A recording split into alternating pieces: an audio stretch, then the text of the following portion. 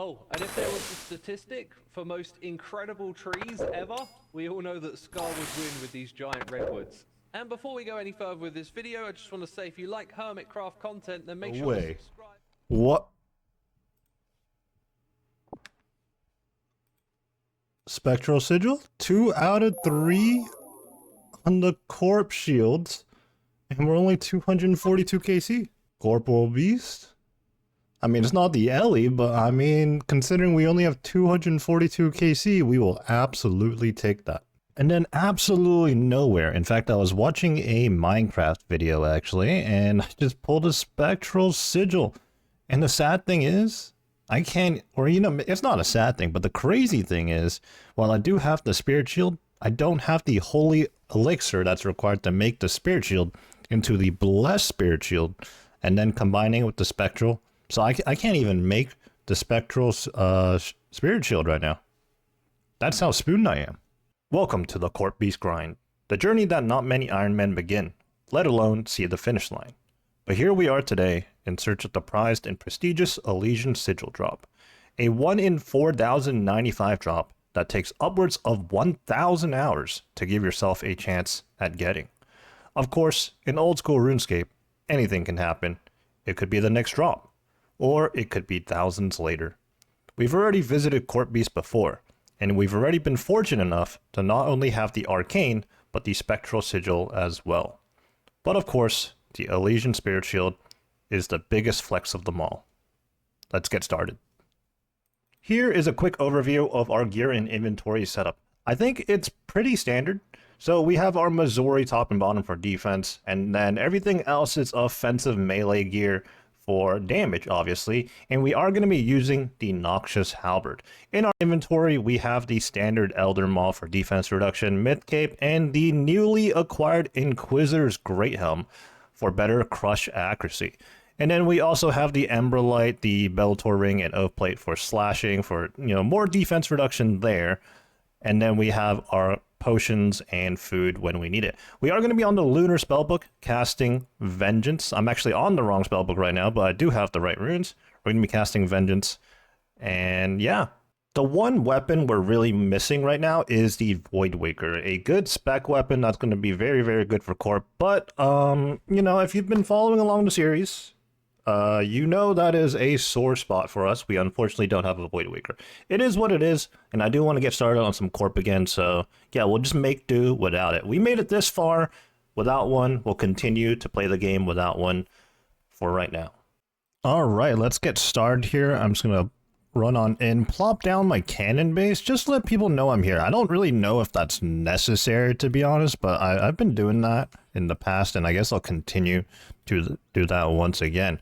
So we are going to be doing the spec down method where we turn Corp Beast into a chicken, more or less, right? It's going to do no damage to us eventually, and we're going to be able to just stab it over and over again to get a KC. This is not the fastest method by any means. This is like the old traditional method, but I'm going to go ahead and be doing this because it's just very chill. We do have to watch out and try not to die while we're speccing it down, but once it is spec down, I mean, that's why it's called a chicken. It's going to do nothing to us, essentially. Right now, I am using the POH method, and I do recognize that there are different methods. For example, using the Narda teleport, if you have the Desert Amulet 4, that's going to be a slightly quicker teleport, I believe, and it does require you to use games necklaces, which this is a method I have done in the past, but to get us going right now, I'm just going to use the POH method.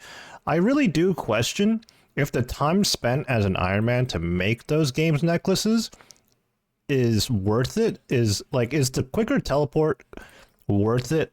You know, if you have to spend time to make those games necklaces, I don't know. If someone has an answer for that, do let me know, but I'm honestly not too sure. But yeah, we're on to the Emberlight specs now, so I guess I'll give a quick rundown on the strategy for people that might not be familiar with it. So essentially what you have to do is you want to get about 3 Elder Maul specs, 3 hammer specs, regardless of whether you have a Dragon Warhammer or an Elder Maul, you want to get 3, I believe. And then you want to get 19 Emberlight or Arclight specs. And then you want to do 200 damage with your BGS. So yeah, it's a lot of teleporting, a lot of specking. But once you have that done, 3 Elder Maws, 19 Ember Lights, and 200 BGS damage, you are good to go with your Noxious Halberd, or alternatively Osmumtum's Fang, or one more downgrade, the good old Zamorakian Spear. If you have that, then yeah, that's when you just start chipping away at its health. And then when the core spawns later, I guess I will showcase what you want to do then. But yeah, I'm just going to chip away at the specs right now. It's going to take a good couple of minutes, honestly. So obviously I slapped on the Oath Plate helmet for better slash accuracy, and this is honestly for the best, right? Gives us the best odds, but I gotta tell you, it does not look pretty. Alright, we got all our specs in. You can see on the top left corner of my screen here, 3 Elder Maws, 19 Ember Lights, and we managed to do 205 BGS damage. So now we whip out the Noxious Halberd, we put it on stab. That's the crucial thing here. Stab and not slash, and we just chip away at it. And then I'm going to be using Venge off of cooldown. Now I do question whether Venging or using Thralls is better. I have tried Thralls in the past, and I guess, you know, you could do the best of both worlds and bring Spellbook Swap so that you have Venge and Thralls, but I just can't be bothered with that right now. Okay, here we go. The core is out, and this is how you have to deal with it just one time. So you can see here, it jumped on me, and I spam clicked on it with my BGS to one-shot it. If you get 100 strength EXP, you know you would have one-shot it. And then you want to run west. You want to spam click, instantly kill the core, and run west. And if there are no ashes on the ground, you know you would have done it correctly.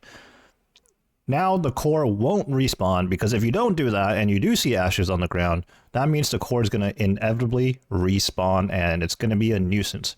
But by doing this strategy, you get rid of the core once and for all for the KC, and then you just get to chill the rest of the way, assuming Corp isn't randomly going to absolutely slap you, which can happen despite the fact that you do spec it down.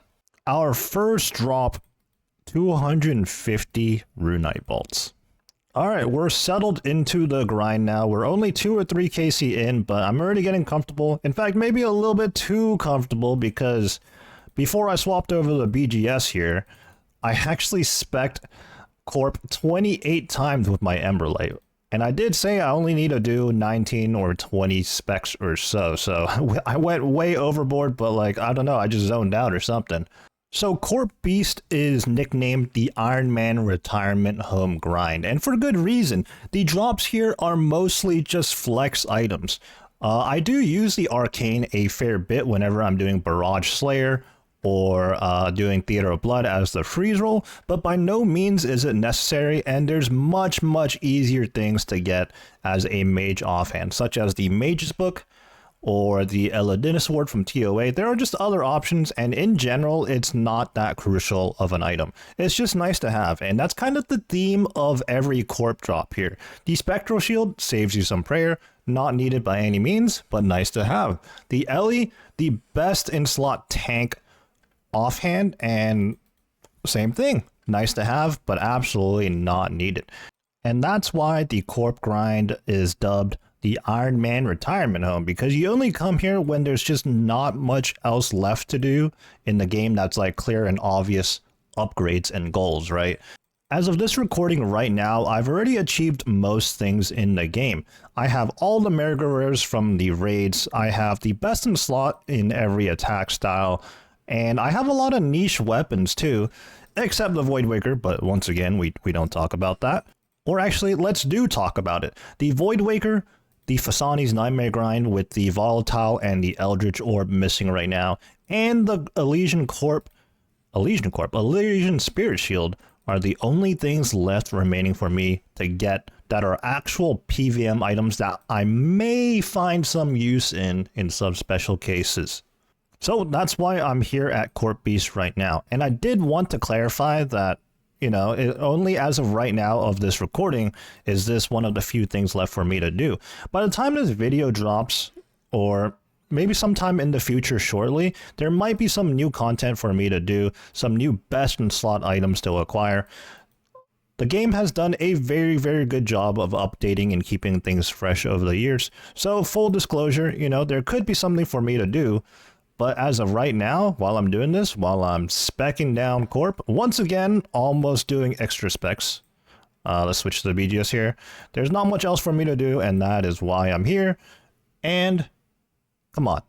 Like I said, the Legion Spirit Shield. It's going to be a very, very cool item to have on the Ironman. So the Corp Beast grind for this Ellie is going to take quite a bit of time. That is just a little bit of an understatement. So naturally, we're going to be finding other pieces of content to do while we're in the midst of this grind. If you've been following the channel, you'll know that I'm a big fan of the Theater of Blood, regular mode and hard mode TOB alike, and we've been doing a lot of it despite essentially being done. Right now, we're just under 300 KC shy from acquiring the 2000 KC cape, so we're probably going to be sprinkling in some TOB content here and there, especially if we find ourselves with some purples, some kits, and dusts, and whatnot.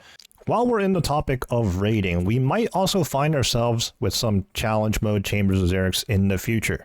And obviously, whatever new content comes up, we are going to be jumping on that for sure.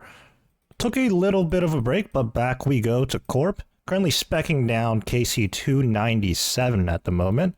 So we're just 4 KC shy of reaching 300, which is a nice little milestone. And I'm just checking in just to say, obviously, we are here for the Elysian Spirit Shield. Well, there's one other item that could be pretty nice right about now, and I definitely wouldn't mind seeing, that being the Holy Elixir. Now, because of the massive spoonage in which I got the Arcane sub 100 KC, and I believe I pulled the Spectral at KC 242 quite some time ago, I actually don't have my hands on a Holy Elixir. I do have the Fortified Eladina Sword, but the Spectral Sigil has just been sitting in my bank because I don't have a Holy Elixir. You need to combine the Holy Elixir with a Spectral Shield to make it blessed, and then you can make the Spectral Shield. Well, I can't do that right now because I don't have the Holy Elixir, which is a 1 in 170 drop. So I guess we're actually kind of unlucky on that. But we're definitely very lucky overall at Corp Beast here. Alright, we are busy stabbing Corp Beast in the background. You can probably pick up the game sounds there. On a slightly unrelated note, this is prime opportunity for me to continue doing salvaging on my normal account. So I went ahead and got 99 sailing on the Ironman quite a bit ago. And I decided, you know what, I need to remax my normal account too. Now, I haven't really touched this account since I got Radiant Oathplate on it again. And to be honest, I don't really have long-term plans for this account. But whenever new content does come out, I do it on the main as well. Particularly when it comes to a brand new skill, right? So I had to do sailing on this account as well. And we're 94 sailing. Should be able to hit 95 sometime soon. I might update you guys with this account throughout the Corp grind, just because, you know, I mean, it's Corp. It's going to be a while. We're going to do a lot of stuff elsewhere.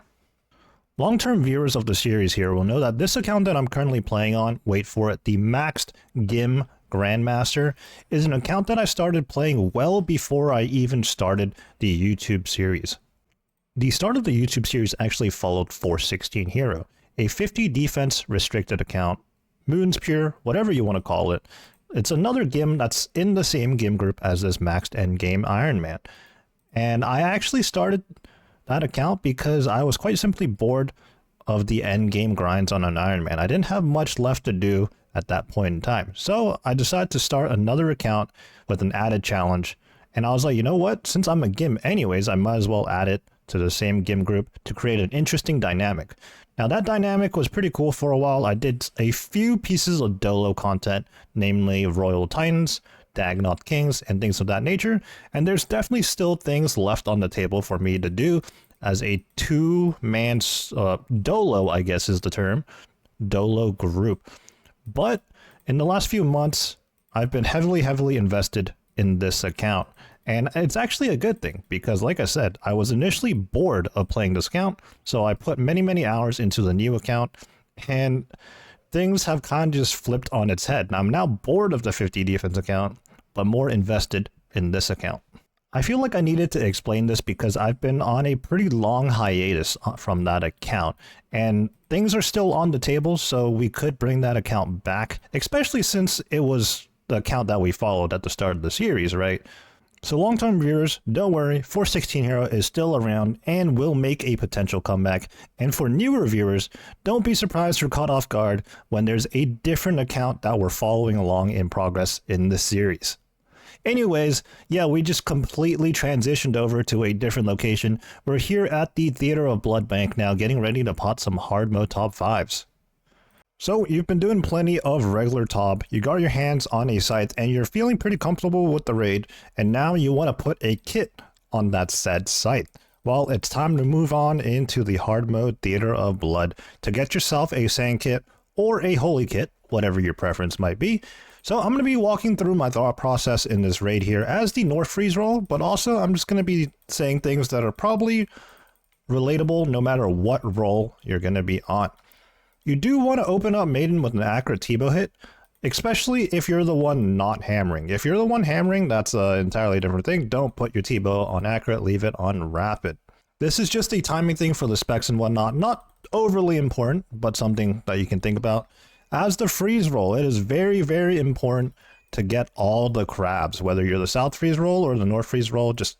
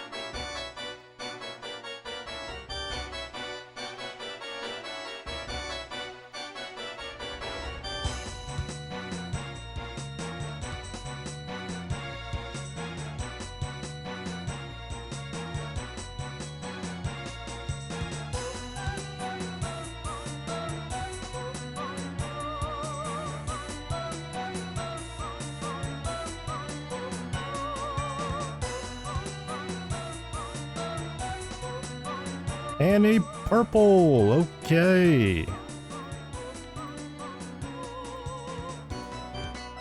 Purple for Vicky. Justiciar Legarts. That can't be much, especially not in a 5-man split, but a purple's a purple. Ooh, a purple. Think that's a Warlow purple though. Or is it? No, it's Hosen's purple. Nice. Sight. Oh, I think that's a dupe too. So I ended up doing a whole bunch of top for the rest of that night. Hard mode top and regular alike. Today's a new day though, and we're heading back to Corp.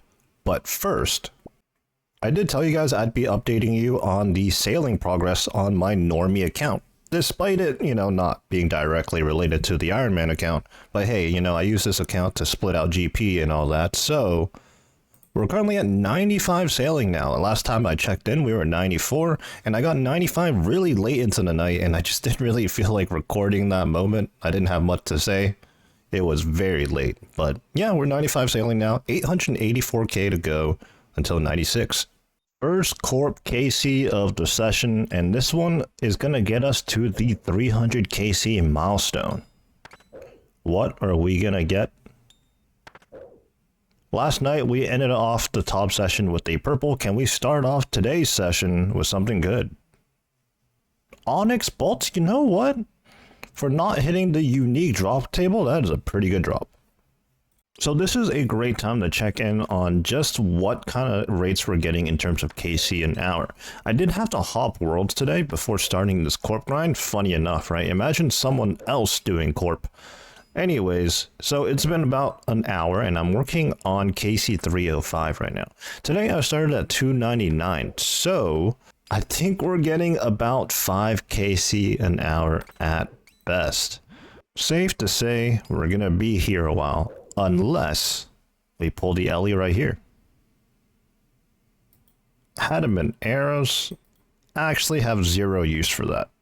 Wow, in classic fashion, I wasn't really paying attention when doing Corp, watching some shows, looking at YouTube, and we got ourselves the Holy Elixir at KC 318. What this means is we can now make our Spectral Spirit Shield. And let's get out of here before we get stomped by Corp. Alright, we're at the bank. I put the elixir in the bank real quick and took it back out just to create a placeholder, but let's also take out the Spectral Sigil as well as a Spirit Shield. We do have a couple of those on hand, and actually I'm not sure what the process is, so let me just make sure I don't mess anything up, right? We moved over to the Varrock West Bank, and that's because we're going to need to get to the anvil in a second here. But first step, Holy Elixir, use it on the Spirit Shield.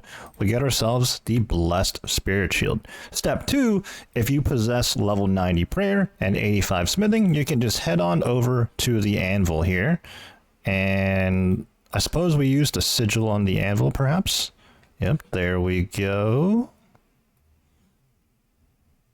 And there we have it, the Spectral Spirit Shield.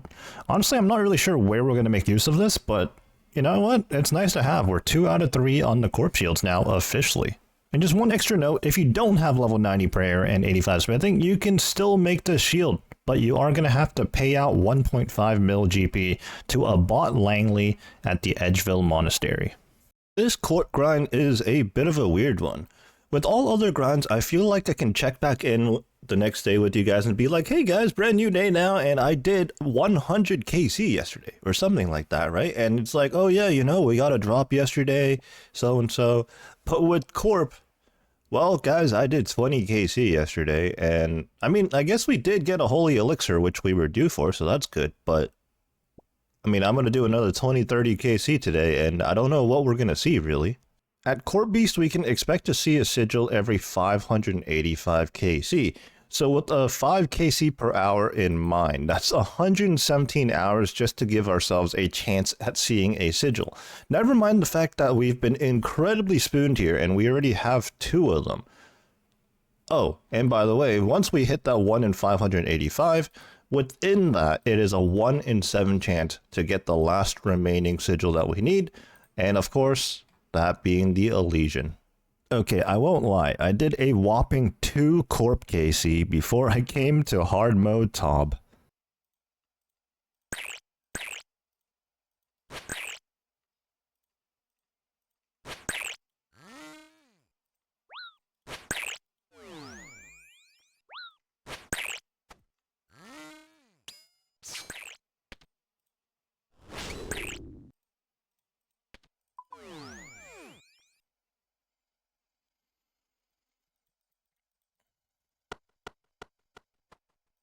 Hey, a purple!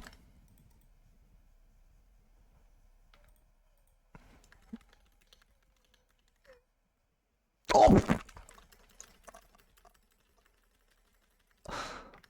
Outside! Oh my god, that's a second one!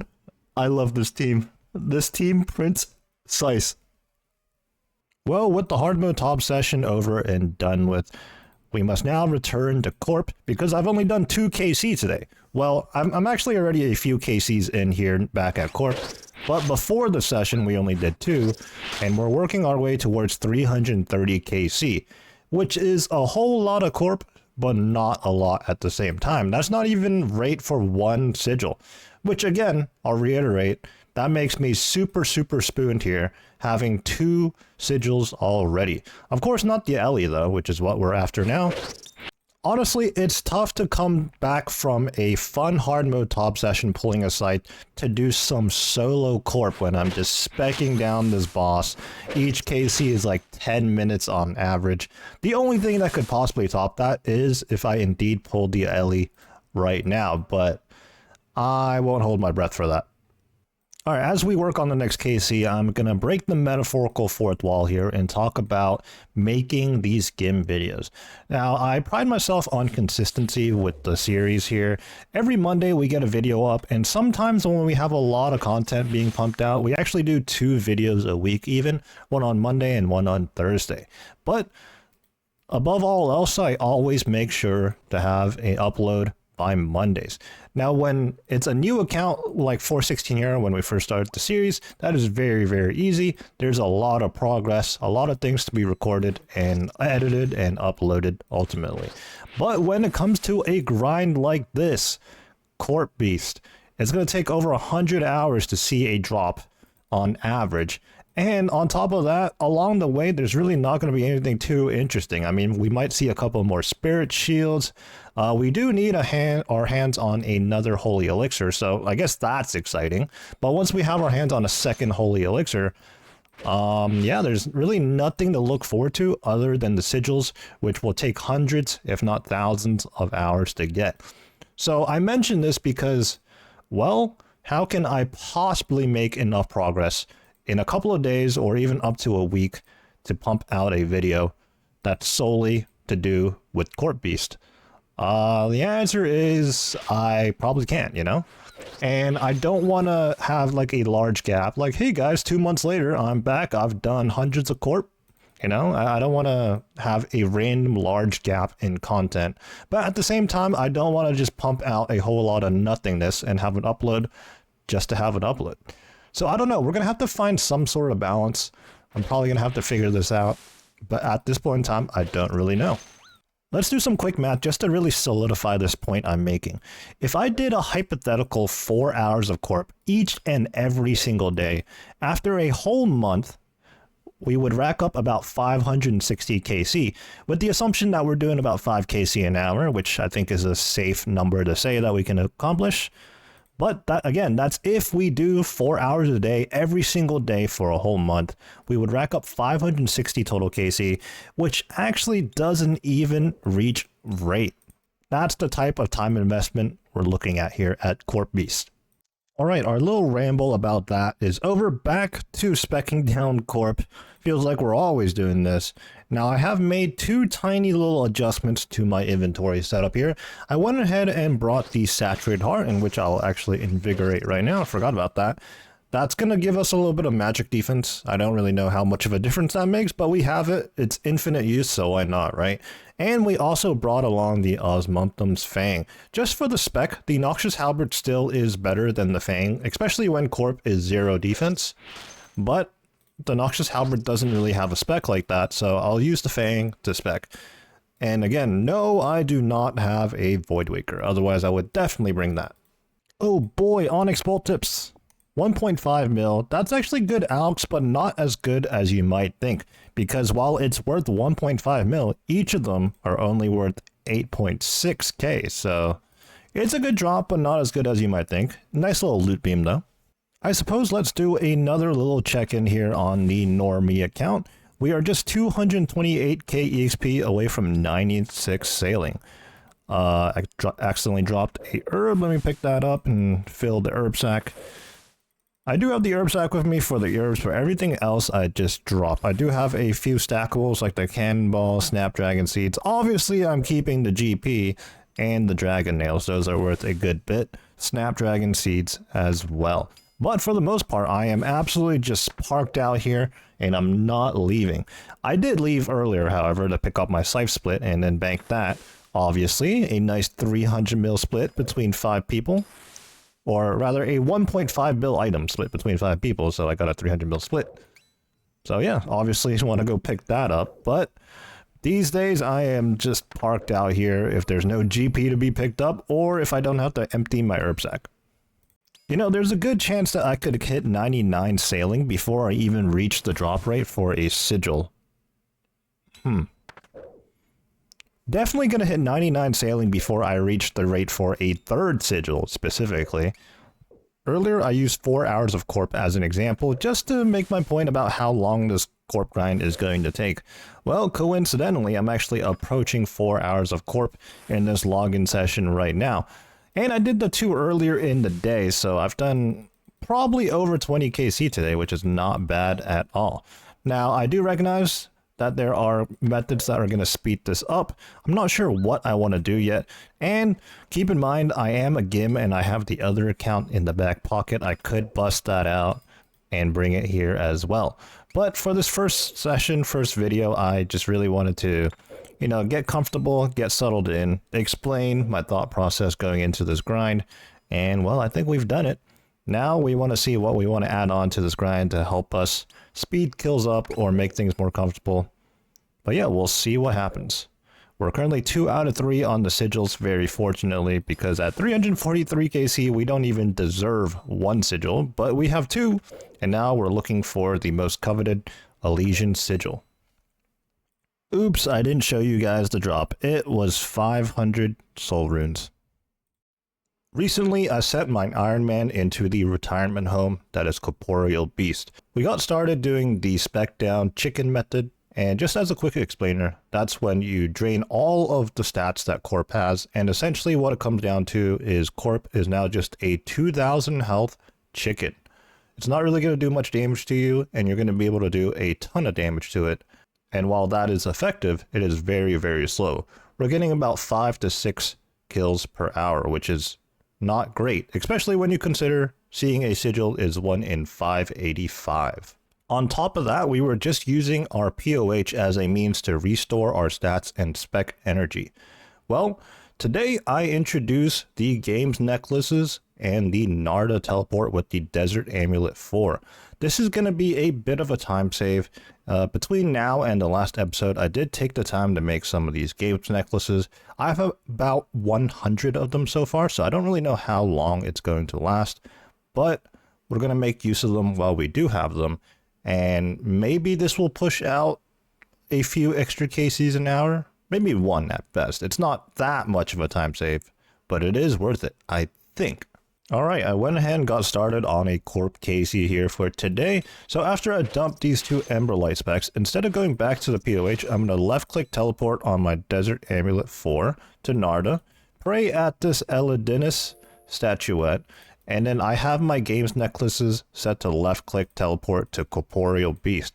So you can see how much quicker we got back to the Corp cave here, and we're able to land our specs, or not land our specs, 1 of 2. TP out, rinse and repeat. So this is probably about, I don't know, if I had to guess, maybe a solid 10-second time save because of the POH loading animation. You have to run to your rejuvenation pool. Okay, I just POH TP'd out of habit. But yeah, you see, like, we TP in, it has to load in, we have to run to the pool, then we have to run around this wall to our jewelry box here. And while this is a 0 cost method, it is slower than the other method that I will once again showcase, Narda teleport. Click the statue, click the games necklaces, and we're right back. Here we go, first KC of the session, perhaps some good luck to start off the day. Soul runes? Oh, and that was KC 350. That's pretty cool, I guess, because we pretty much started at around 300, so nice to see that we're already 50 KC in. Alright, while we're working on speccing down Corp once again in the background, let's switch over the POV to the normal account. I said this in the previous episode, the normal account really isn't directly related to our Ironman GIM progression here, but nevertheless, with the Corp grind being so slow, we gotta spice things up a little bit, and I have been sailing, or more specifically, salvaging in the background on my normal account, in an attempt to re-max the account, because obviously when sailing came out, we lost our max cape. So we're currently at 96 sailing. I believe in the last episode we actually left off at 95. We were getting closer and closer to 96, and just the night before I started this session here, I managed to get to 96. So that's pretty cool. 3 more levels to go. Fair bit of EXP to go though, and I'm gaining about 35 to 40k EXP an hour here because I'm just doing the most laid back method possible. You can see here I'm just standing on my boat doing absolutely nothing. I got 2 crewmates on the salvage hooks here at the merchant shipwreck salvaging, and yeah, I don't even have a crystal extractor or anything like that because I'm not trying to click on here every minute. But yeah, we got that going for us in the background at all times. 351 Onyx bolt tips. We're gonna get rich, I guess, one way or another. So obviously there's gonna be some variation from KC to KC, But according to my Divine Super Combats, those things last 5 minutes per dose. I think I'm pacing to be about a minute or so quicker, maybe a minute and a half even, than if I was to use the POH method. So over a pretty extensive grind, those minutes will add up into hours, and then into tens of hours into extra KCs. So I guess it does make a big difference in that context. Another Onyx Bolts E-drop. Fantastic. We are absolutely printing. So in terms of the amount of games necklaces used, it seems like it varies quite a bit, right? Obviously, if your hammer's hit on the first 2 teleports, then you only use 2 charges. So it's all RNG in that aspect. So right here, I missed a hammer, so I'm gonna have to TP out and TP back in for yet another hammer, and then hopefully it lands for an Emberlight spec to follow afterwards. But if it doesn't, I could end up using more charges, right? And so I think it goes anywhere between 2.5 games necklaces to even up to like 4 if you're super unlucky. So let's see if our Emberlight spec lands here. Very nice. So I suppose that's not too bad. It doesn't take terribly long to make these games necklaces. I mean, you do have to go out of your way to make them. I don't really have use for games necklaces other than to do Corp Beast. So yeah, it's really out the way, but I imagine it's gotta be worth it. Besides, it's not like I'm in short supply of gold bars or sapphires or anything like that. I have an absolute metric ton of those sitting in the bank. So far in this session, we've gotten a couple of Onyx Bolts E drops already. It's pretty nice in terms of GP, although don't get fooled. I mean, it may be a 1.5 mil GP drop, but each bolt in itself is only worth like a 9k alch, so it's a lot of processing to get your GP's worth in that regard. Anyways, I believe the same drop rate as the Onyx Bolts is actually the Cannonballs, which might actually be a better drop for us personally. I think some people do use a cannon here at Corp just to speed up KCs marginally. I don't know how much of a difference it makes. I've also heard that a cannon is actually not that great here because, well, a lot of the times your cannon's not even going to hit Corp, and when it does, I believe it's reduced damage due to the whole Corp Bane mechanic, which is exactly why we're using a Noxious Halberd right now. For what it's worth though, I do think you profit cannonballs even if you do use them here. And speaking of the cannon, in the beginning of my grind, I did put down a cannon base in the room just to let people know I was here, but I don't think that's really needed anymore, and it's actually still sitting in my inventory just because it's been in my inventory setup at the bank. But I definitely don't need it anymore. There is a torch that's lit up outside, and when other Iron Men try to come in, even if they don't look at the ancient brazier, I believe if they click on the passage here, they get a warning. So unless someone is very intentionally trying to grief me, someone isn't going to accidentally rag the KZ, which is good. Alright, small correction on the Cannonball versus Onyx Bolts drop. I'm going to throw up the drop table chart here. And actually, Onyx Bolts are a 1 in 25.6, while Steel Cannonballs are a 1 in 30.12. So they're kind of close in drop rate, but definitely not the same. Within the OSRS community, and more specifically the endgame Ironman player base that are doing the Corp grind, there have been conversations about whether or not Corp should receive a rework. Now, what kind of rework could possibly be done at Nex? Well, think about the likes of Nex or any of the wilderness bosses that are in the multi area, like Vedion. What are the other ones? Ardio? No, Ardio's the single boss. Callisto is what it's called. Okay, my mind blanked there for a second. But yeah, the wilderness bosses as well as Nex, where it's a boss that Iron Man can actually do together with mains and other irons alike, and there's a damage contribution and MVP system. Now, as far as I know, at this point in time, Jagex has never even once stated any mention of a Corp rework, so I don't know. Feels like it's pretty unlikely, and this might just be one of the pieces of content that is just going to be, what's the saying? Like a reflection of its time or something like that. I probably just butchered that saying, but you know, you get the gist of it, right? A product of its time or something. Yeah. Well, I suppose on the off chance that Jagex does implement some kind of rework, I will say, you know, the time between me uploading this video and me saying these words that are coming out of my mouth right now is going to be a pretty big gap. So, I mean, who knows? Maybe I'm just going to sound incredibly stupid. Corp has been through a rework, but in real time right now, I'm thinking, yeah, probably not. You know, it's been quite a while now. Corp has been in the game since who knows how long, and they've gone through reworks at other places, namely Fasani's Nightmare, which is our previous grind, and we're going to return there later, but that's another story. Yeah, they've done reworks at other locations, and there's been no mention of any possible rework at Corp. So I won't lie, there was a time where I kind of just held off on the Corp grind thinking there might be potential for a rework, but I'm just going to go ahead and grind out Corp now, you know, make the most of it. And I guess if one day they do change it, they change it, whatever. But you know what? It's not like I have much else going for me right now in terms of this account. For me, whether there is a rework or not, I'm going to be at Corp until I get the Elysian Spirit Shield, or if I simply no longer want to do Corp, which I imagine will probably happen at some point. We'll probably be taking breaks here and there. We're not going to be doing thousands of a Corp in one go. That's just a crazy, crazy task to take under.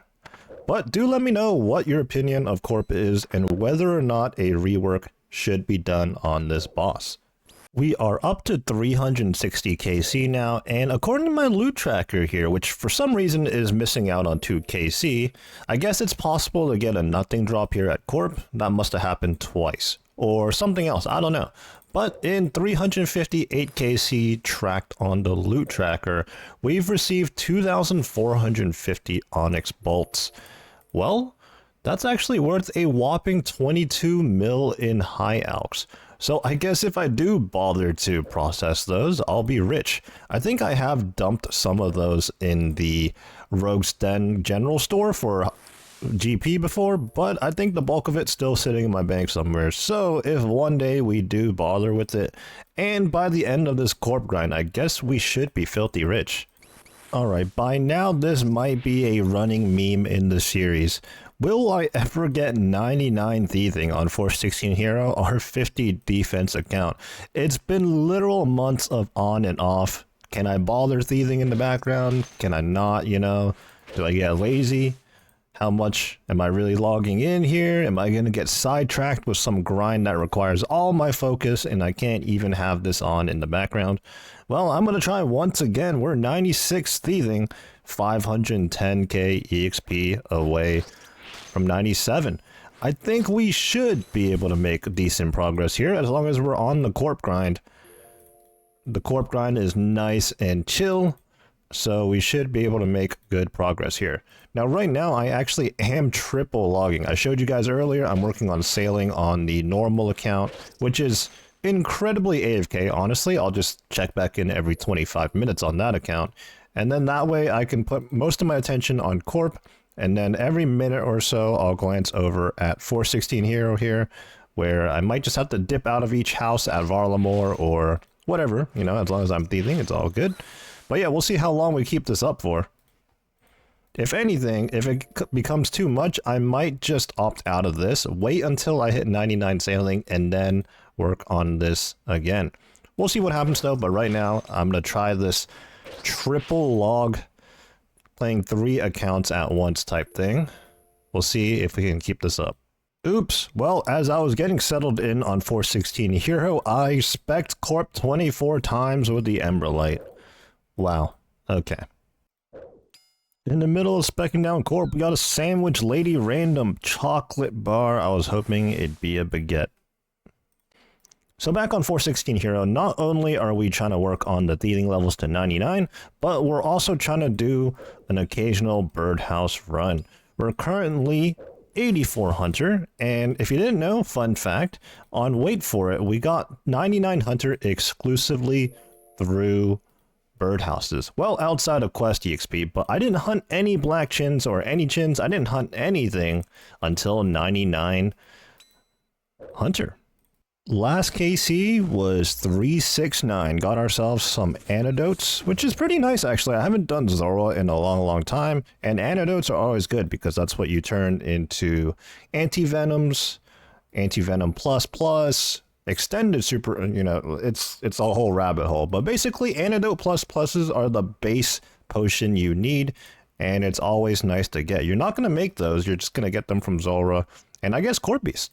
Well, I think you can make those, but it's a whole tedious process that's just not worth doing.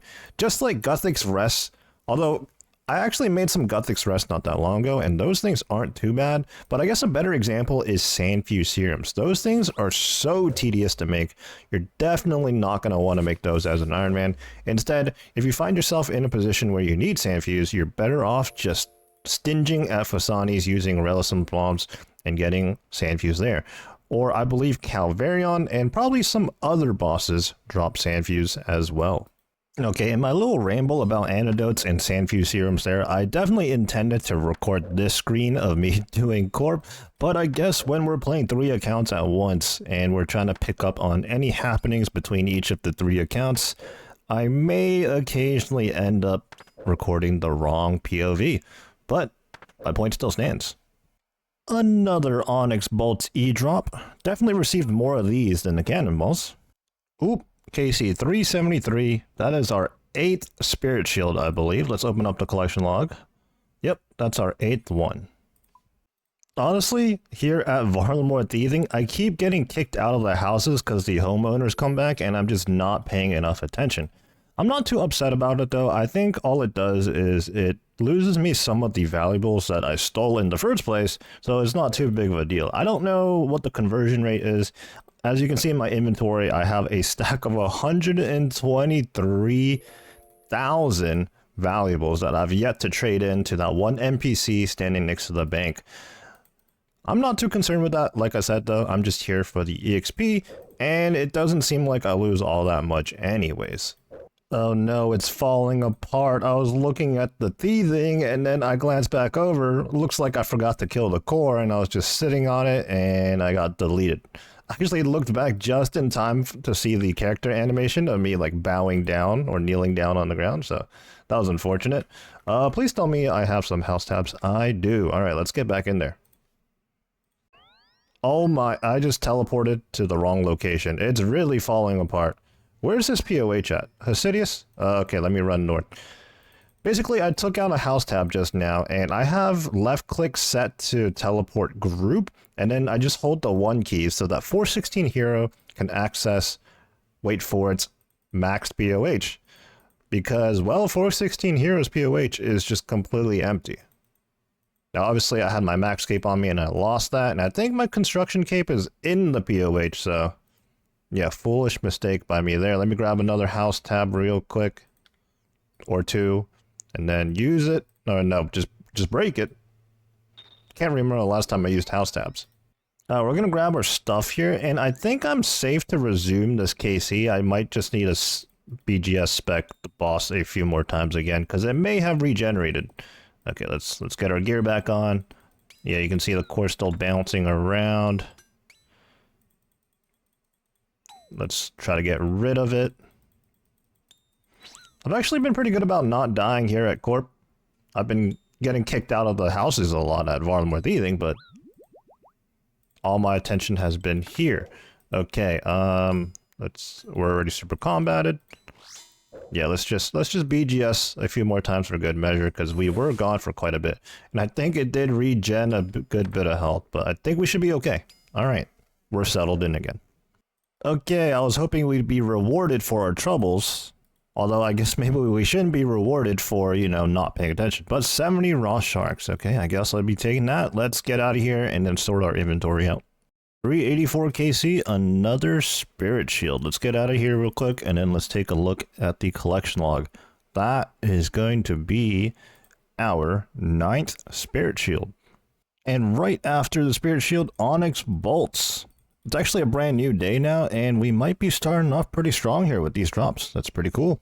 Speaking of it being a new day, I really should have started out the game session today making more games necklaces.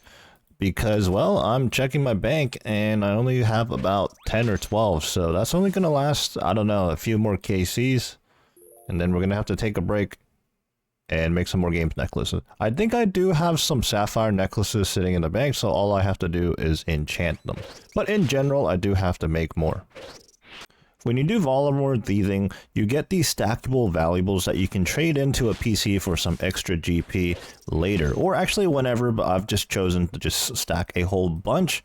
But what you also get is jewelry. You get bonus EXP and jewelry on occasion, and one of those pieces of jewelry, there's a lot of variation, but one of them, very conveniently for us, is actually sapphire necklaces. We have over 100 of those sitting in our bank on 416 Hero right now, so I'm going to go ahead and chuck those in the group storage so that my main account or my maxed account can make use of them for Corp Beast. So previously I debated whether or not making games necklaces were worth it because of the time investment you need just to make these. Now obviously the enchanting process isn't that bad, especially if you're willing to actually manually click on them for a sped up process, because this is what happens when you don't manually click. So this is the pace where we're manually clicking each and every single sapphire necklace. But then when we let it auto cast, I think it becomes like 7 tick or something very, very slow like that. You can see here it is much, much slower. So very fortunately for us, we actually already had some sapphire necklaces sitting in the bank. On top of that, we had some sapphire necklaces from Volamore Thieving over on 416 Hero. So right now I'm going through about 200 sapphire necklaces that we already have. But what about if we didn't have those and we had to spend the time to make these sapphire necklaces as well? That's definitely the part that takes the longest out of this whole entire process. And when I'm doing that and not doing Corp, is it worth it? I don't know. Apparently yes, but I'm not sure I'm entirely convinced. Wow, KC 391, I believe that is our 10th Spirit Shield. Indeed it is. We're racking it up. Let me check what the drop rate on the Spirit Shields are. Obviously, once we have more than 3, we don't really... Well, once we have 3, I should say. More than 3 doesn't really matter, but I guess it's pretty nice to see. The Spirit Shield is a 1 in 64 drop, so I suppose we're also lucky in that regard. Checking in on the Normie account, we just hit 97 sailing not too long ago, but we are already 4% in. Salvaging is just so easy to do. I ended up playing some other games. I was playing the For Honor game, if anybody's familiar with that, and it's just much easier to always be salvaging to train my sailing than to be always doing Corp, right? So yeah, we're advancing at Corp, but we're definitely progressing with the sailing EXP more so than anything else at this point in time. Another session, another Onyx Bolt E-drop. We just reached another little KC milestone, KC 400. We get 24 watermelon seeds. Checking in with 416 Hero here. As you know, we've been working on Volamore Thieving, and the nice thing about playing on 3 accounts at once is that the EXP and the gains are just always coming in. So with that being said, we're actually on the brink of hitting 97 thieving. We hit 97 sailing just last night on the Normie account, which is the 3rd account we've been training in the background. But over here on 416 Hero, our 50 defense account, we are just moments away from 97 sailing. Couple more EXP drops from these chests right here, or if we can get a bonus chest real quick. Oh, there we go. This should put us to 97. There we have it. That actually doesn't unlock anything, but it does get us to 1850 total. Okay, that's pretty good considering our account restrictions. And I mean, sailing kind of makes it slightly easier to get these days, but you know, we'll take it. Playing 3 accounts at once and just multi-logging in general is kind of a full circle moment for me when it comes to old school RuneScape anyways. Obviously, way back when, before old school, when it was just RuneScape in itself, you were restricted to only playing 1 account at a time. For some reason, you know, that was just a thing. But these days, obviously, That's not the case anymore. Plenty of people play multiple accounts at once, often a normal account and an Ironman.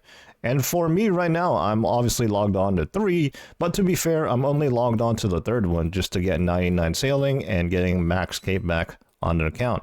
And through the salvaging method, it is incredibly AFK. Honestly, it feels like I'm not even actually playing on that account. In fact, as I'm speaking right now, I'm looking at Corp, obviously, and I have the thieving going on just below it. And then I'm not even looking at the sailing tab. Like, I just alt-tab back into that in about 15-20 minutes or so. But anyways, I say it's a full circle moment because when I first hopped on to old school RuneScape and learned that you could play multiple accounts at once now, well, I took full advantage of that. And back then, bonds were cheap. They were like 5 mil each. So you could do just about any low intensity AFK money making method, and it would still be worthwhile as long as you put in the hours. And you know, if you were going to play that much anyways, then you might as well have had an alt going on the side. But as bond prices increased and I started doing more intense activities on one singular account, like raiding and whatnot, I started getting lazy and didn't really want to multi-log. And then came the Dolo GIM dynamic, right? And then I did that for a while, and then I got tired of logging on 2 accounts at once, and then I focused here on this account here, got Radiant, got Grandmaster, you know, do a whole lot of raiding and all that. But here at Corp, you know, we're just stabbing away. So it's nice to have something else going on in the background as well. Wow, another Spirit Shield. KC 404, Ellie not found, but Spirit Shields are found. Let's take a look at the collection log here. That is our 11th one. And another one. I said the Onyx Bolt drops aren't as great of a drop as you might think they are, but it's still satisfying to see that loot beam on the ground at least, so we got that going for us on this long grind. Okay, the bolts is supposed to be a 1 in 25 roughly. I definitely haven't even killed 25 today, but we've gotten like 3 of these drops. Can't complain, I guess, but it's just surprising. Yeah, honestly, I have no idea what's going on, but we are absolutely printing today. The day of good drops just continues. Another Spirit Shield. Off the top of my head, I believe that's the 12th one. Let's just take a look at the collection log. Corporeal Beast, I am blind. There we go, 12th one, KC 416. Hey. With all the Spirit Shield and Onyx Bolt drops, I actually haven't seen this drop in a while. 30 tuna potatoes. We don't really have use for tuna potatoes. I think they heal for 22, and we have plenty of food sitting in the bank that heals for that and more, actually, such as the marlins. And on top of that, it's 30 individual tuna potatoes. It's not even noted, so, I mean, I'll pick up what I can right there, and I'll just put that away. It's not that rare of a drop, so it's a bit surprising that it has taken this long to see it. But hey, we have it now. Alright, it's time for a little check-in on the sailing account going for 99. We're actually about to get 6 hour logged in 4 minutes, but let me tell you, you know, like when I said this was AFK, I literally, you know, whenever I turn on my computer, I log in, I get this going, and then I just don't pay any attention to it. But we got ourselves another Dragon Cannon Barrel. That's right, another one. Before I started recording this grind, I already picked up 2 Dragon Cannon Barrels in the past. If I look over at the loot logger right now, I'm at 40,000, just under 41,000 opulent salvage sorted. So I'm definitely on rate for 2, but not 3. I think these things are like 1 in 20,000. So that's pretty cool to get a good bit of GP, although I haven't sold any of them yet. And the longer I wait, the price is probably just going to go down. Unfortunately, though, I don't have much use for this on the normal account because, well, I just don't plan on really playing it all that much, other than to get it back to max skill level, total level. Not to worry though, on wait for it, I actually also have 2 Dragon Cannon Barrels on that account, so I'm lucky in that aspect. Let's quickly switch the POV over because while I was yapping away talking about the Dragon Cannon Barrel, I got more Onyx Bolts over here, KC 429. We're racking the KC up. I mean, you know, usually when I say something like we're racking the KC up, I'm like 50 KC, 100 KC deep. But with Corp, you know, we've done, I think logging in today, I've done over 30, so that's quite a bit of corp, especially since I'm still doing the spec down method at this point in time. While we're on the topic of how we're doing corp, still doing the spec down method, which is by far the slowest but the oldest and traditional way to do corp, I do plan on speeding things up, switching things up, and bringing 416 Hero along to fully take advantage of the fact that I'm a Dolo GIM. But first, I want to get to 99 thieving on that account because that was a goal I set out many months ago, maybe even over half a year ago, if not more. And yeah, you know, now that I'm on the account, I want to get that out the way and then bring it on over. Now, when it comes to doing corp with 2 accounts at once, first I have to figure out the actual strategy to that. Do I continue speccing it down like I do and then just bring 416 Hero at the end to, you know, do some extra DPS, kind of like an overpowered thrall? Or what do I do there? I'm actually not too sure. I'm also somewhat limited on items that I can use. For example, I only have the 1 BGS across both accounts. I never got more than 1 because, well, I went like over 4 times dry just for the Bandos Hill. So I definitely left the Bandos as soon as I could. And let's not forget, when it comes to 416 Hero, it is currently a stat restricted account. So while I don't have a second Noxious Halberd, even if I did, I wouldn't be able to use it because putting it on stab is shared EXP, and at this point in time, I don't want to do that. Well, that's the reason why I haven't brought 416 Hero along just yet, because of the 99 thieving and the stat restrictions. Those are things I have to think about and work on at this point in time, and that's why I haven't brought in 416 Hero right away. But in the meantime, we can still progress on Corp KC, and we can definitely still progress on thieving EXP, and then when the time comes to hit 99 thieving, we will consider all of our options. With all that being said, it's actually pretty late into the night now, 2 a.m., so let's wrap things up for this video. Working on this final KC, I don't even know what KC we're on, 433, okay. We've gotten a lot of Onyx Bolt tips, a lot of Spirit Shields, and for some reason, I very much remember one singular tuna potato drop today, so there, we have those going for us. Let's see what we can get to close it out. Okay, I probably could have got away with not sipping the prayer potion there, but hey, it is what it is.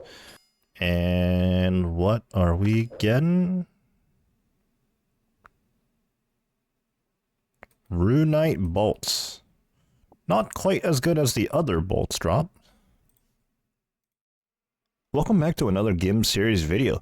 Today we're going to continue chronicling our journey in the retirement home that is Corporeal Beast. Now on the side, I'm also going to be updating you guys with our thieving progress on 416 Hero, the 50 defense GIM account attached to the same group. And also on the other side, I'm going to be updating you guys with my normal account's progression to 99 sailing, and therefore max total stats once again. I'm not always going to include my main. In fact, I'm more than likely just going to log out for quite a bit of time until new content comes out when it comes to the main account. When 416 Hero reaches 99 thieving, we're going to start Dolo and Corp. But until then, let's do it the good old-fashioned way. Alright, I've already began the specking down process, but our starting KC today is 436. Before we go any further here, let's take a look at our collection log at Corporeal Beast. That's right, we have both the Spectral and the Arcane Sigil in just 437 KC. In fact, both of these pulls were over 200 KC ago now at this point, so safe to say we are Giga Spooned at Corporeal Beast. On top of that, we also have the Jar of Spirits. And of course, we are here to go for the Elysian Sigil, which, you know, if it's gonna course correct our luck, well, we might be here for a while. I mean, even if we were on rate, we will be here for a while because we need to multiply our KC by about 10 just to hit rate for the Ellie. So coincidentally, both the skills I'm training up on the side on the other accounts are at level 97 at this point in time. Now, thieving at Varlamore is better EXP rates than the Giga AFK sailing method I'm doing, that is salvaging. And not only that, but salvaging with 2 crewmates on the hook, and I don't have a crystal extractor going on or anything, so it's just full AFK for like 20-25 minutes at a time. But the thieving levels, or the thieving EXP, is better than the sailing. But I will say though, I'm probably always going to be salvaging just because of how AFK it is. And I will be thieving in the background anytime I'm doing corp pretty much. But on paper, the thieving should hit 99 first, but in reality, I think sailing might have a slight edge. Nevertheless though, I think it's going to be about equal. And like I said, when the time comes when I hit 99 in both these skills, or more specifically thieving, I'm going to bring 416 Hero on over here to speed up these Corp KCs. Now, I still haven't figured out what my strategy here is for Duo or more specifically Dolo Corp, but we'll cross that bridge when we get there. For now, let's see if we can get lucky and get ourselves another drop. Second KC of the session, we get a whole bunch of gems. You know, I probably could bring a gem bag into my setup. In fact, my cannon base from way back ago is still in my inventory setup, and I just keep bringing it even though there's no point. But I'm not too worried about the gems, to be honest. 416 Hero is only 84 Hunter, so we gotta stay on top of our birdhouse runs on this account. Once again, stinging on my prayer pot dose, but one more hit. Third time's the charm, right? Oh, a spirit shield. Okay, wow. Alright, let's get out here. Let's take a look at the collection log. We have a lot of spirit shields. We are up to 13 of those now and just 439 KC. Off the top of my head, I believe these things are actually a 1 in 64, so we're very lucky on spirit shields if that's the case. Alright, I know we just got started, but it's actually around dinner time for me, so I gotta go figure that out. I've logged out on the other two accounts, but of course with how AFK this is, I'm just gonna leave this running. We're back at it. 2,500 pure essence. Alright, we're gonna get settled in here and start racking up the KC. Obviously, I'm not gonna show you guys every single KC, because after the 5th Mystic Robe Top, it might get a little repetitive. But I will check in with you guys every time I get Onyx Bolts or something like that, because that loot beam is always good to see. But yeah, I wonder what KC we can get up to before we get 99 thieving on 416 Hero. Currently, we're on 440 KC. And in terms of thieving, we're still 97, but we're halfway to 98 already. You know what's crazy is despite all this time I've spent at Corp for the last couple of weeks now, well, we still are not at rate for one sigil. That being 1 in 585, if I recall correctly. But right now we're going to keep working on Corp and making progress in the KCs where we can, as much as we can, because, well, there's nothing I can do to speed up the thieving process. Well, other than, you know, going doing blackjacking or something, but a little context here. Besides the fact that Varlamore thieving is very, very AFK, and I can do that as a secondary activity while I'm doing Corp, I really, really dislike the thieving skill. It is my least favorite skill by far out of the, 24 skills in the game now. So Varlamore thieving is probably the only reason I'm ever going to get 99 thieving on that account, because I've already been through the trouble of RD Knight pickpocketing or blackjacking on, well, at least 2 accounts now. So yeah, if it wasn't for the existence of Varlamore thieving, I might never get 99 thieving on that account. Man, I swear every time I'm trying to talk about something while doing Corp, I end up doing way too many Emberlight specs. In other news, I surpassed 180 million strength EXP at some point recently. I think probably in the middle of a hard mode top, which is why I didn't really see it. But yeah, what a milestone, just 20 mil EXP, sub 20 mil now, until 200 mil.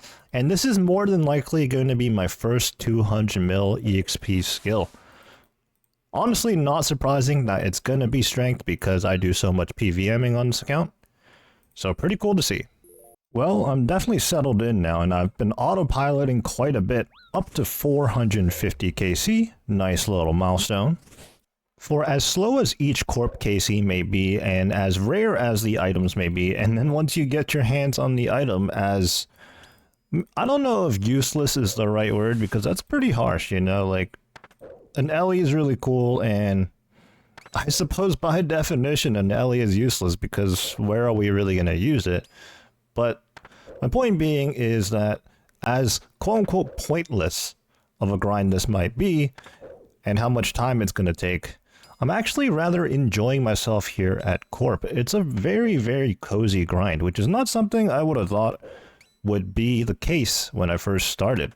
I thought the teleport out method speccing it down would be really tedious, but once you get into a groove of things, it's, again, the right word for it, I think, is cozy. Now, obviously, I am looking to speed up the KCs once 416 Hero reaches 99 Thieving, and that might switch up the dynamic. We'll just have to see what happens if it becomes really, really intensive or whatever, but right now, it's really not. Obviously, because I'm able to play 2 other accounts at the same time while I'm doing this, and I guess even if I wasn't playing the other accounts, I could, you know, slap on a show, watch some YouTube series myself, and whatnot. Again, cozy. Let's just check in with 416 Hero real quick. We're in the middle of a birdhouse run, 84 Hunter with just about 71,000 EXP to go until 85. We're doing magic birdhouses, and it's going to be quite a while until we do the next tier, which is Redwoods at 89. So that's 5 levels away, and that's going to be non-problem when it comes to the Hunter levels. However, if we want to do Redwoods then, we also have to train our crafting EXP, and our current level is just 75. In order to make Redwood birdhouses, let's take a look here and scroll all the way down. We're going to need to get a whopping 90 crafting, so 15 levels away from that. We'll cross that bridge when we get there. Over on my normal account, still salvaging, nothing too interesting going on here. No more dragon cannon barrels or any unique drops. In fact, I haven't even seen a moldy doll in a while. That's not that important though. When it comes to our EXP, we are 348k EXP away from 98 sailing. So in terms of the EXP and obviously the level remaining on both accounts, we're on our way to 98. And back on, wait for it here. Just finished up the Corp KC. Mahogany logs. Alright, this is a pretty notable drop, just 458 KC now, but we got 2,000 steel cannonballs. I have not seen this drop in a hot minute, and we've seen plenty of spirit shields in that time frame. Cannonballs have always been a weird thing for Ironman because you definitely don't get enough to warrant using them. These days it is a little bit better. There are options to speed up cannonball making with the likes of the Giant's Foundry with the double cannon mold, and there's even the whatchamacallit on Grimstone Island, the furnace that is double cannonballs there. So I guess it's actually like 4x cannonballs when you have the mold and you go to the furnace over there. But I don't know the numbers, but I imagine it's probably still not really worth it. Maybe the only time you want to make some cannonballs is if you have a very specific grind to use them for. But if you plan on using them for Slayer, for just about like any Slayer task, you're definitely going to end up using more than you can make or even get. I will say though, I actually have a very, very healthy stack of cannonballs sitting in my bank. In fact, let me just glance over with the saved bank plugin here on the side, and let's see how many cannonballs we have. I actually have 130,000 cannonballs. I suppose I should be using them, right? Because they're just sitting in my bank with no purpose. But it's just, again, it's just one of those things, you know? Like, I know that if I started using them, I wouldn't be able to upkeep them, and eventually I'd just run out. So it's a bit of a weird one. I guess it's the same concept when it comes to other resources like dragon arrows and dragon dart tips. I have about 25,000 dragon arrows, and the only time I've ever used them was when I was going for a speed task like in the Inferno. But outside of that, on a average raid run, I'd probably still stick to using amethyst arrows because they are sustainable. Do let me know in the comment section, am I just being stingy, or do you guys do this too? Or if you were in my position, would you be the same way? I don't know. One more thing about the whole cannonball thing. I guess no matter what, it doesn't matter how fast you can make the cannonballs if you just don't have the steel bars. I mean, where are you going to get steel bars from? More cannonballs. All we have to do was start talking about them. Today has mostly been steel cannonballs, but we managed to snag ourselves some onyx bolts as well. Always nice to see. No way. Wow, Corp just absolutely deleted me there. I was still working on the hammer specs to start a new KC, and boom, I'm dead. My inventory is an absolute mess right now, but we're going to continue with this KC. I suppose since I wasn't paying too much attention, and I'm not exactly pre-anglering or anything like that to keep my HP extra high, that was bound to happen at some point, and it might just happen again in the future. But considering I've gone this long without that happening, I think we'll be okay for the most part. A death here and there isn't going to be the end of the world.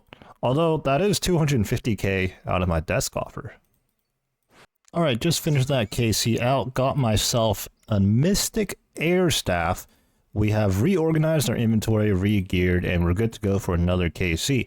So, despite the death right there, this spec down method is actually the safest method of doing corp. So if you're on hardcore or like an ultimate Ironman, or I don't know, you just really want to make sure you're not about to plank or something, this is definitely the way to do it. But it goes to show that even when you're doing this method, you have to pay good attention. Money.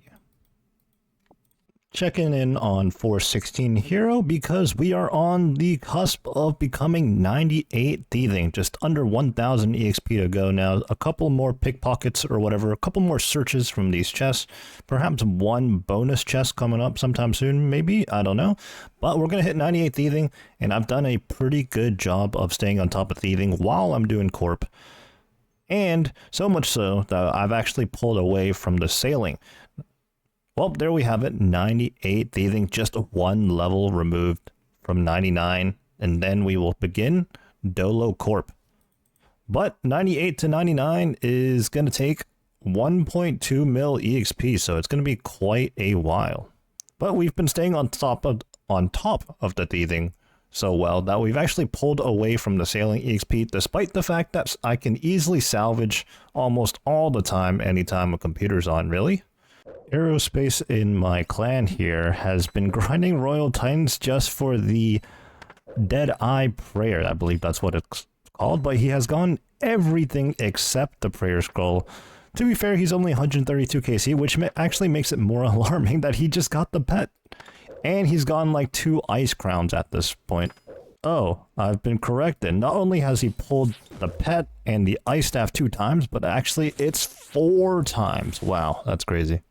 Well, I was about to say, can I get some of that RNG? But I guess I already have, because here at Corp, we are at a 483 KC, and I already have 2 sigils, yet we're still not on rate for 1. That is 585, so we're 102 KC away. Ooh, KC 485, our second Holy Elixir. This is actually very important, because I'm pretty sure we actually need this one for the Ellie. This one's going to have to be my last KC for tonight. No, don't look at the chat box. It is not 4 AM for me right now. I may have gone a little ham today, but I've been enjoying the corp grind like I said earlier in the video, and it's been very, very chill, very, very cozy to do. But right now, not only is it definitely not 4 AM, but I'm also running low on games necklaces. Actually, I've already burned through most of them, so I'm going to take the time to make some more of those. Although, by the time I hit 99 thieving on 416 Hero, I won't be needing games necklaces anymore, I don't think. So I'll be making some, but not too many.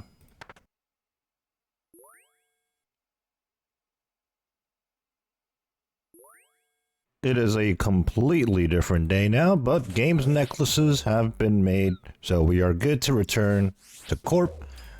And as for 416 Hero, we are about 1 million EXP away from 99 thieving, so it's going to be a fair bit, but I'm looking forward to it because that means we will start Doloing Corp.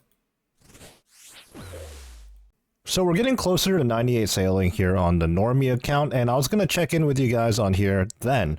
But we just pulled another Dragon Cannon Barrel. That is our 4th one in roughly 44,000 opulent salvages.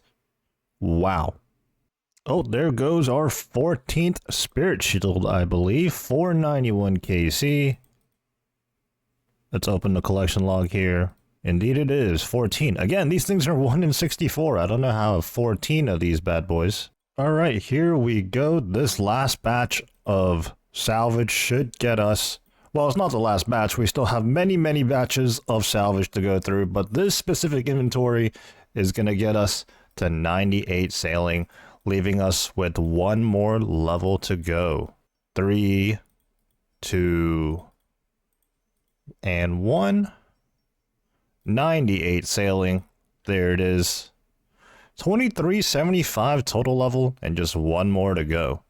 So now we're at the point where both accounts up and progressing on the side are just one level away from 99. As for the normal account, once we hit 99 sailing, I'm going to be logging out of that account for quite some time, I think. At the moment, I don't really have any other plans for that account, but it'll be nice to have it maxed once again. After all, it was the first account I ever maxed, and then wait for it, this account being the second. I always have to go back to that account just to keep it somewhat up to date, ready for any potential new content. But for 416 Hero, again, just can't wait for the Dolo Corp. It's going to speed up KCs exponentially, I think.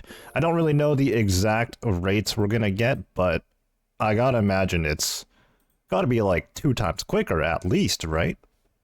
Yes, the good old 2000 cannonball drop. Very nice.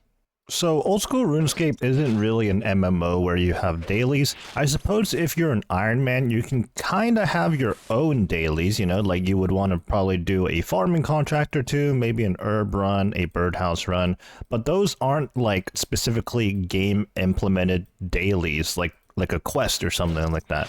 These are just goals you set yourself specifically for an Ironman. And hey, maybe even some mains do that. Some normal accounts set themselves some daily goals to accomplish. Well, in saying that, I just want to say that there was an era where actually, for whatever reason, I just did like 1 Corp KC a day or something like that. I tried to anyways. And that's how I ended up with the Arcane at just... I forget the KC, but it was like 70 something maybe, like really, really early, sub 100. And then also the Arcane, or not the Arcane, sorry, the Spectral, I got shortly after becoming Grandmaster because, well, I just didn't know what to do. So I was like, let me just go send some Corp while I think of my next plans. And then I ended up with it. But it's funny to see now I'm camping Corp, doing a ton of Corp every single day, trying to get up the KC for this Ellie. Also, in my early days of playing old school RuneScape, when I was still playing on my normal account and I first joined this clan that I'm in, I'm pretty sure there was a maxed Ironman that was already on the Corp grind. Now, to this day, they still don't have an Ellie, and that's after me playing my main account, my normal account, maxing that, playing this Ironman account, maxing this, and here I am at Corp with just under 500 KC myself.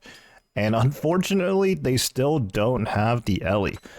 Now, obviously, they weren't doing Corp day in and day out every single day, right? For who knows how many years now. But obviously, they did put a good chunk of time in.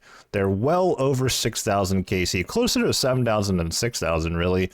And they have obviously put in the time to deserve an Ellie, but unfortunately, they still don't have one. Wouldn't it be something if I ended up with the Ellie myself before they did? Sometimes that's just how the cookie crumbles. That's just the game. But you know what? I don't want to jinx myself. Maybe I'm going to be the one with 7,000 KC, you know? And with this KC, we reach another nice little milestone here. If we can just simply hit. Again, at the end of these KCs, I tend to just stinge out on using another prayer dose because... well, I don't really need it, right? Corpse of chicken, it's not really going to do much damage to me here. Not wasting a prayer dose, I'm being cheap. But here we go, 500 KC, we get 20 Runite ore. More cannonballs. Only an Ironman would get excited about a cannonball drop, right? This loot beam never gets old. Onyx bolts E. More cannonballs, plus 2,000. According to the loot tracker, we're up to 32,000 steel cannonballs from Corp alone. Well, this EXP milestone kind of caught me off guard. 30 million attack EXP. Honestly, I probably sat below that threshold for quite some time because these days I really don't gain that much attack EXP other than maybe when I'm using my Elder Maw to spec because you want to put that on accurate. But yeah, I haven't used any spear, any hostile, like this Noxious Halberd. This is the only time I'm making use of it, and I definitely don't use a Dragon Hunter Lance or anything like that anymore because of the Scythe. An update on 416 Heroes thieving progress. Well, I just came back from a birdhouse run and we're 7 birdhouses away from 85 Hunter, but for thieving, we are now about 50%, just under that, actually, of the way through to 99 thieving. And I mean from 98, you know, no 92 joke here. 98 to 99, we got another 621k EXP to go. It feels like we started out hot and now it's quieted down a bit. Haven't seen too many Cannonball or Onyx Bolt drops, let alone obviously the sigils or anything like that. But with such a long grind like this is to be expected. There's going to be ups and downs, and honestly, we're still so early. 524 KC now and still not on rate for even one sigil. And I cannot stress enough, we're still in a very, very fortunate situation at this given time. So, yeah, we just gotta keep going, rack up the KC. Again, all you have to do is complain a little about it, talk about it. 527 KC, we get another Spirit Shield. I mean, obviously not useful, but it's nice to see. That is going to be our 15th one, I believe. Yep, there it is. It is Birdhouse O'Clock on 416 Hero, and with that, we get 85 Hunter. And on wait for it, I was getting ready to start another Corp KC, caught both my accounts in the POH at the same time. It's always a little bit confusing when my accounts are in the same location, but I'm doing different things. It's a different story if, for example, I was going to Corp Cave on both accounts, but here we go. I have to send 416 here to the Portal Nexus to get back to Varlamore, and then I have to send this account, hit the POH, and then go to the Corp Cave. It is 3 in the morning. I got 400k EXP to go. Can I call this the home stretch? I might have just called 98 to 99 the home stretch, but it is a pretty long home stretch. The sweet Onyx Bolts loot beam. It's a brand new day now, and today should be the day that we hit 99 thieving on 416 Hero, meaning we can start doloing Corp. Should be anyways, but before we get started with more Corp, I gotta do my usual farming contract and the works as an Ironman. Always gotta do those. Always feels good to do those at the start of a session, and then we'll get straight back into it. And let's do a bit of a check-in with my normal account here at the salvaging spot, sailing. Not much going on here as well. The method I'm doing is just a lot slower, as I've mentioned before, and I've actually been pretty active on the game, thieving and doing Corp all in the meanwhile, so there's not actually been too much downtime. And since the sailing EXP is a lot slower with this method I'm doing, I still have a whopping 820k EXP to go, but no worries there. As I said, this is super AFK, so we're just chilling in the background. First KC of the day, a Mystic Earth Staff. Oh wow, I don't know whether to take this as a good sign or a bad sign, but we just got a shield left half salvaging. This Dragon Cannon barrel is from earlier, I just forgot to bank it. Before we continue specking away at Corporeal Beast, just thought I'd update you guys on the KC we're at now. I think it's been a while since I last checked in on that. We're up to 540 now on that last KC where we got cannonballs, and that's honestly a pretty nice milestone. I think I last mentioned 500 KC, and assuming 5 KC an hour when we're doing this solo spec down method, that is easily 100 plus hours of solo Corp already. Again, I'm looking forward to Dolo Corp, and as long as I'm stayed glued to my computer today, thieving in the background while I'm doing Corp, we should be good to go on that. Just about 300k EXP remaining in terms of thieving to 99. And when I say glued, to be honest, even with this laid-back Varlamore thieving method, you can still obtain over 100k EXP an hour doing this method if you're paying attention. Now, I'm not going to be paying that much attention. I definitely don't achieve over 100k EXP an hour, but assuming so, that would only take about another 3 hours. So for us, realistically, maybe 3 to 4 hours, and we'll hit 99.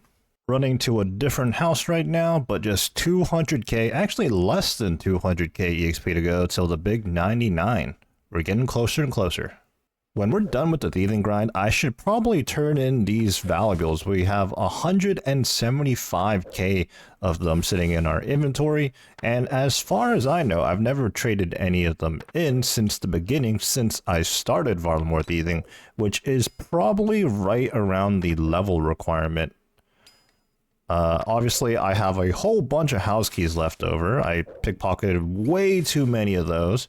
But if you didn't know, pickpocketing the keys is actually arguably easier and less intensive than this house thieving method. Well, this entire thing is house thieving method, but you can actually stand in the middle of the market there and pickpocket these house keys. You can pretty much just do one click every minute and a half or so, and your character will auto pickpocket for a brief window in time. Obviously, you can also choose to pickpocket the good old-fashioned way and just constantly click on the NPCs, but that's a big part of the reason why I don't like thieving as a skill, so I didn't really do that. I just did the AFK method. Oh wow, I just absolutely zoned out. That was KC 550, so another nice little KC milestone. Not too many more though until we start doloing. I keep saying that, but it's coming, it's coming. Less than 200k EXP. The time has finally arrived. We're breaking into one more house here, and then just a couple of steals from these chests. And this is it. We're gonna get 99 thieving. Okay, maybe a couple. Oh, there we go, 99 thieving. I thought it was like 2 more, but it was like 4 or 5 right there. Nevertheless, we finally did it. The meme is over. It's been like over half a year of me going, yeah, I'm gonna do far more thieving all the way to 99. And then I just don't ever get around to it. But here we go. It has finally happened. Congratulations, you are now a master thief. Oh yeah, we can go pick up our 99 thieving cape, which we will do in a little bit. But what we need to do, first things first, let's get out of this house. We have 178k, almost 179k of these valuables that we're going to turn in to, not this guy, but no, this shady looking guy, this dodgy character right here next to the bank.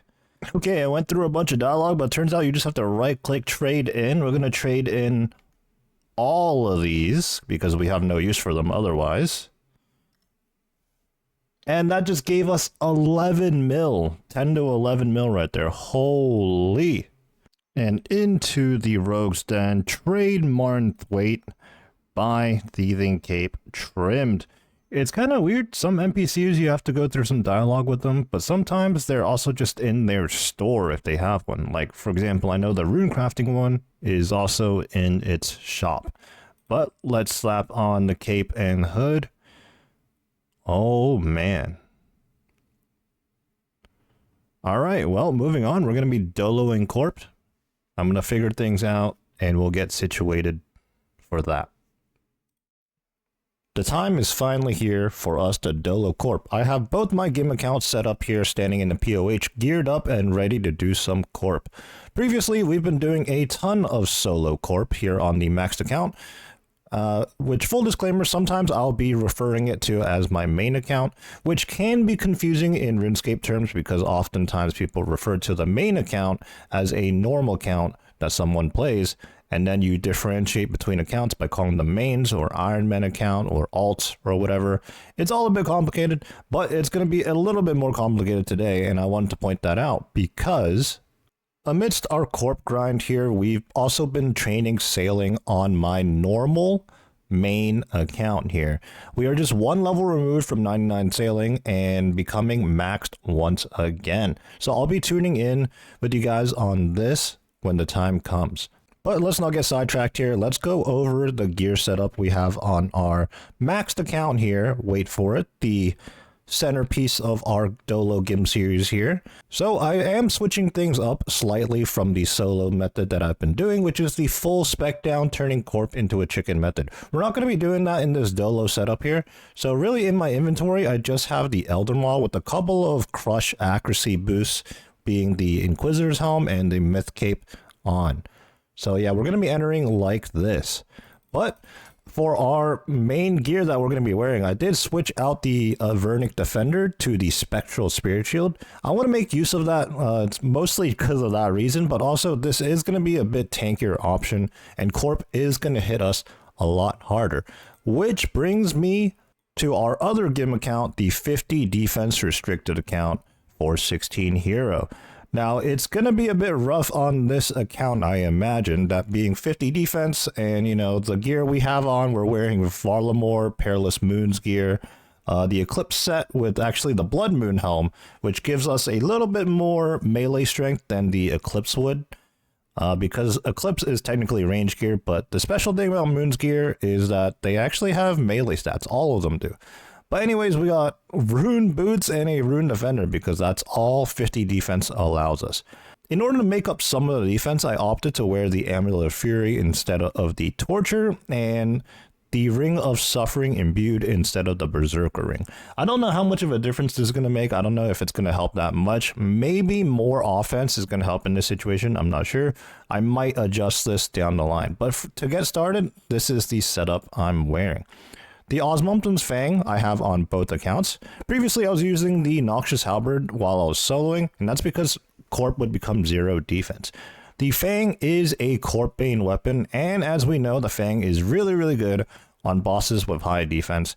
And basically, if we look at the inventory on both accounts, all we have is the Elder Maw. So we're just going to Elder Maw a couple of times each on account, hopefully land 3 to 4 hammers, and then we're going to be stabbing away. Back on the maxed account, we're actually on the Lunar Spellbook. We're going to be casting Vengeance not only on the character itself, but the other account as well with Vengeance Other. And I did bring Water Runes because I am going to be pot sharing Prayer Potions just to save on those a little bit. The 50 defense account, however, is just going to stay on the standard Spellbook because I need to teleport to the house. And I'm quite lazy on making any house teleport tabs right now. Otherwise, I could probably switch to Thralls or even Vengeance itself. But yeah, that's everything. Let's get into it. By the way, in the middle of editing the previous video, this is what happened. It appears I have gotten yet another Dragon Cannon barrel. That's right. This one is our 5th one in approximately 49,000 opulent salvage. Okay, we are off to a terrible start because while everything is fine on the maxed account, I have attack options hidden on the 50 defense account. Okay, I believe I'm a little bit more situated here. It just occurred to me that I should probably join up in the same party hub on both accounts. So I'm going to go ahead and do that right now so I can actually see the specs. In the meanwhile, I gotta try and make sure my accounts stay alive. Again, the method here is we're just gonna be throwing down a couple of hammer specs. I think I've landed 3, 2 on the maxed account here, and then 1 on the other account. Oh, we got the core out already. Oh yeah, there, perfect. Okay, so lots to explain here, but let's try not to die right now. But basically, I have both accounts in here, obviously. Joined up in the party hub now, we've landed 3 hammer hits. And all we're really going to do is Fang, Corp the rest of the way. Now, the 50 defense account, if we switch the POV over real quick, as I continue to attempt to not die, is absolutely getting hammered right now. And that's maybe because I don't have prayer on. Okay, alright. Awkward. Oh. I couldn't click on anything right there. Well, good night. Oh no. Okay, let me get situated here, but I did not do myself any favors. I couldn't click on my other client for some reason. Yeah, let me get sorted out here. And then, all right, this is most definitely the first take. Definitely didn't plank on both accounts to start with and have my attack options turned off earlier. All right, let's run in. I actually don't know if I need a re-hammer here, but I'm going to go ahead and do that. I'm in the same party hub on both accounts, so I can see specs across both accounts, no matter which character, which screen I'm looking at. I'm currently bonking with the Elder Maw, so that's not good. But we have plenty of hammers down now. I did TP out with the other account to regenerate some spec, but we're going to be switching over to the Fang. Let's get Vengeance going and then bring 416 Hero back into play. This is going to be a bit of a learning curve and an adjustment period for me, but I don't think this is truly that difficult. I just have to watch my HP bars. Maybe consider bringing some combo food in case I get hit hard, particularly on the 50 defense account standing over on the other side. Now, I'm standing on opposite sides right now for good reason, and that's because when the core comes out, it'll be easy to differentiate which target, or rather which account the core is targeting, and then I'm going to want to get rid of that as soon as possible. But you can see here, I'm absolutely slapping Corp. We're doing a ton of damage right now, and for good measure, I can dump Fang specs as well. And first KC, some soul runes. Now, when it comes to the KC credit, I imagine Wait For It is going to snag the bulk of them just because of the gear disparity and obviously the stat disparity. I have Piety on this account, whereas the 50 defense does not. This is what I would prefer for all of the KC to go over to this account, as even though I play both accounts, you know, progress is progress made by me regardless. I do want to see this log get filled out on this account first, ideally. But at the same time, if for some reason the other account snipes the Ellie drop, I can't really be upset about that, can I? Because either way, it's mine. It appears that most of my attention is going to have to be focused on 416 Hero, which makes sense. And you know what? I actually have to teleport out. I definitely need some combo food. I didn't adjust any of my inventory from the first run to the second KC here. And yeah, the 50 defense account is absolutely getting hammered. Now, if I was level 70, I could wear Carols because I do have a set of Carols available somewhere in the bank. But yeah, in fact, maybe I should trade the saturated heart over, give myself all the extra defensive boosts that I can possibly get because 416 Hero certainly needs it. I just came back and I have 56 health already. But on the other hand, Corp is already less than 50% health. So yeah, these are quick KCs. Got some Cosmic Runes on the second KC. Once again, the KC credit went over to Wait For It, which is very, very good. And according to our Divine Super Combat timer here, that was roughly a 3 to 4 minute KC, which is very, very quick. This is probably going to more than double our KC per hour, and probably even more once I get the hang of this. Right now, you can tell as I'm banking, I'm taking quite a bit of time. Like, I'm doing it one at a time here. It doesn't help that both accounts have different banking methods. So, yeah, it's a little complicated right now, but I will figure it out. Barely surviving on both accounts. Another KC, some death runes. 3 straight KCs of a rune drop so far today. Interesting. In the previous KC, I turned on auto retaliate on both accounts, and I thought I was being smart. You know, it would just help me make sure I was attacking constantly on both accounts. Turns out that was a bad idea when the core came out and I was trying to get rid of the core or just even dodge it, but my characters would auto path back towards Corp because obviously Corp is constantly smacking me. And yeah, it was really hard to control both accounts with auto retaliate on. So back to turning them off, which is something you should always do whenever you're bossing. Anyways, never have auto retaliate on. The only time you should have that on is if you're maybe doing some AFK Slayer or something, but definitely not when you're doing active PVMing, which Corp is considered active PVM for me now that I'm playing on 2 accounts with this method. We definitely went from a very, very laid back method to where I was barely paying attention, and now this is much more intensive. But I will say the trade-off is worth it because even in the few KCs we've done so far, we've already seen very, very quick KCs. Okay, I kind of went silent there for a little bit because I was concentrating on dealing with the core. It seems like it bounces back and forth between the 2 accounts, and maybe I wasn't far enough away from one another, or maybe it does that regardless. I'm actually not too sure. But we're not dead, and Corp is almost dead, so this is a good sign. Let me just make sure I safe up on both accounts. And yeah, this is a lot of clicking, and again, if I actually had even 70 defense, much less 99 defense, instead of 50 on 416 Hero, this would definitely be a lot easier as well, but that's not the case. Well, it didn't take long for it to happen, but 416 Hero has sniped a KC. Well, I wouldn't actually call it sniped because, well, I kind of died on the maxed account, ironically enough, and 416 Hero was able to get more DPS out. Okay, something I'm really struggling with so far is when the core is out. I briefly spoke about the auto retaliate thing, and I turned off auto retaliate for that, which does make it a little bit better, but I can't really seem to predict or understand how the core jumps from player to player right now. And yeah, that's giving me a hard time. I'm missing out on a lot of DPS when that happens on both accounts, and also taking a lot of damage. Into another KC here, and I've made some adjustments because I'm not gonna lie, I've continued to die a fair few more times. So I definitely brought in the anglers for some combo eats.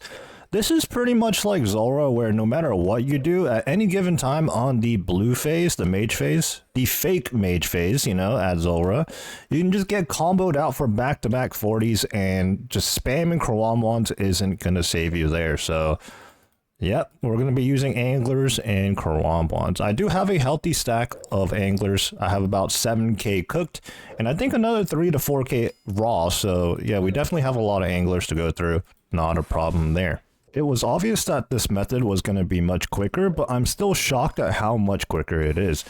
Each KC is probably anywhere between 3 to 5 minutes. Now imagine if 416 Hero was a maxed account which also had max gear. A few more KCs in now, and bringing the combo eats has helped out a ton. Haven't died in recent KCs, so that's good.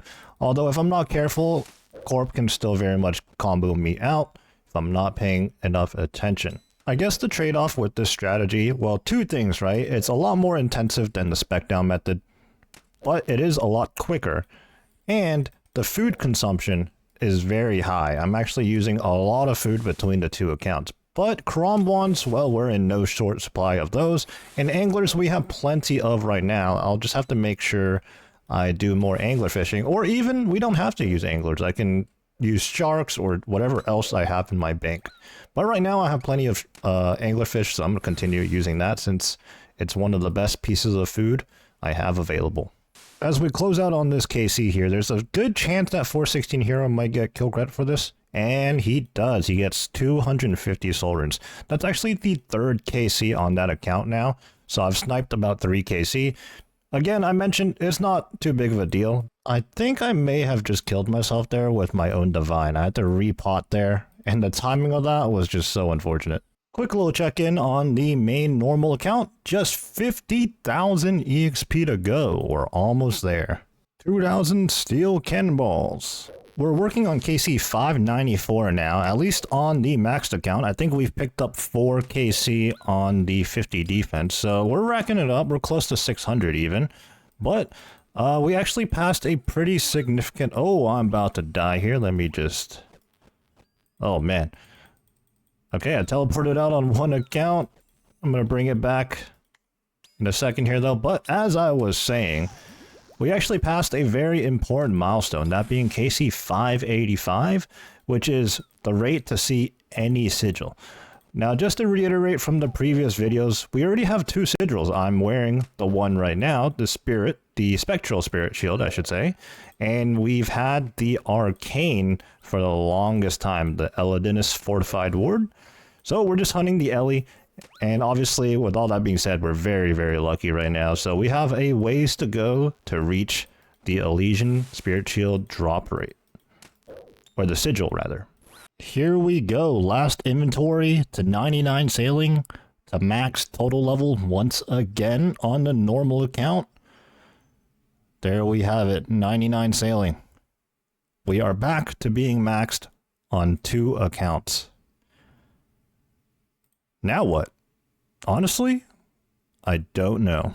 I should probably go pick up the sailing cape, which, by the way, the sailing emote is incredibly sick. It's probably the best skilling cape emote in the game, in my opinion. But I'm going to chill here and do some more salvaging for right now. Just don't want to leave. It's super AFK content, and as long as I have membership on this account, I might as well keep going. Maybe snag a couple more dragon cannon barrels or something, or maybe even the pet, who knows.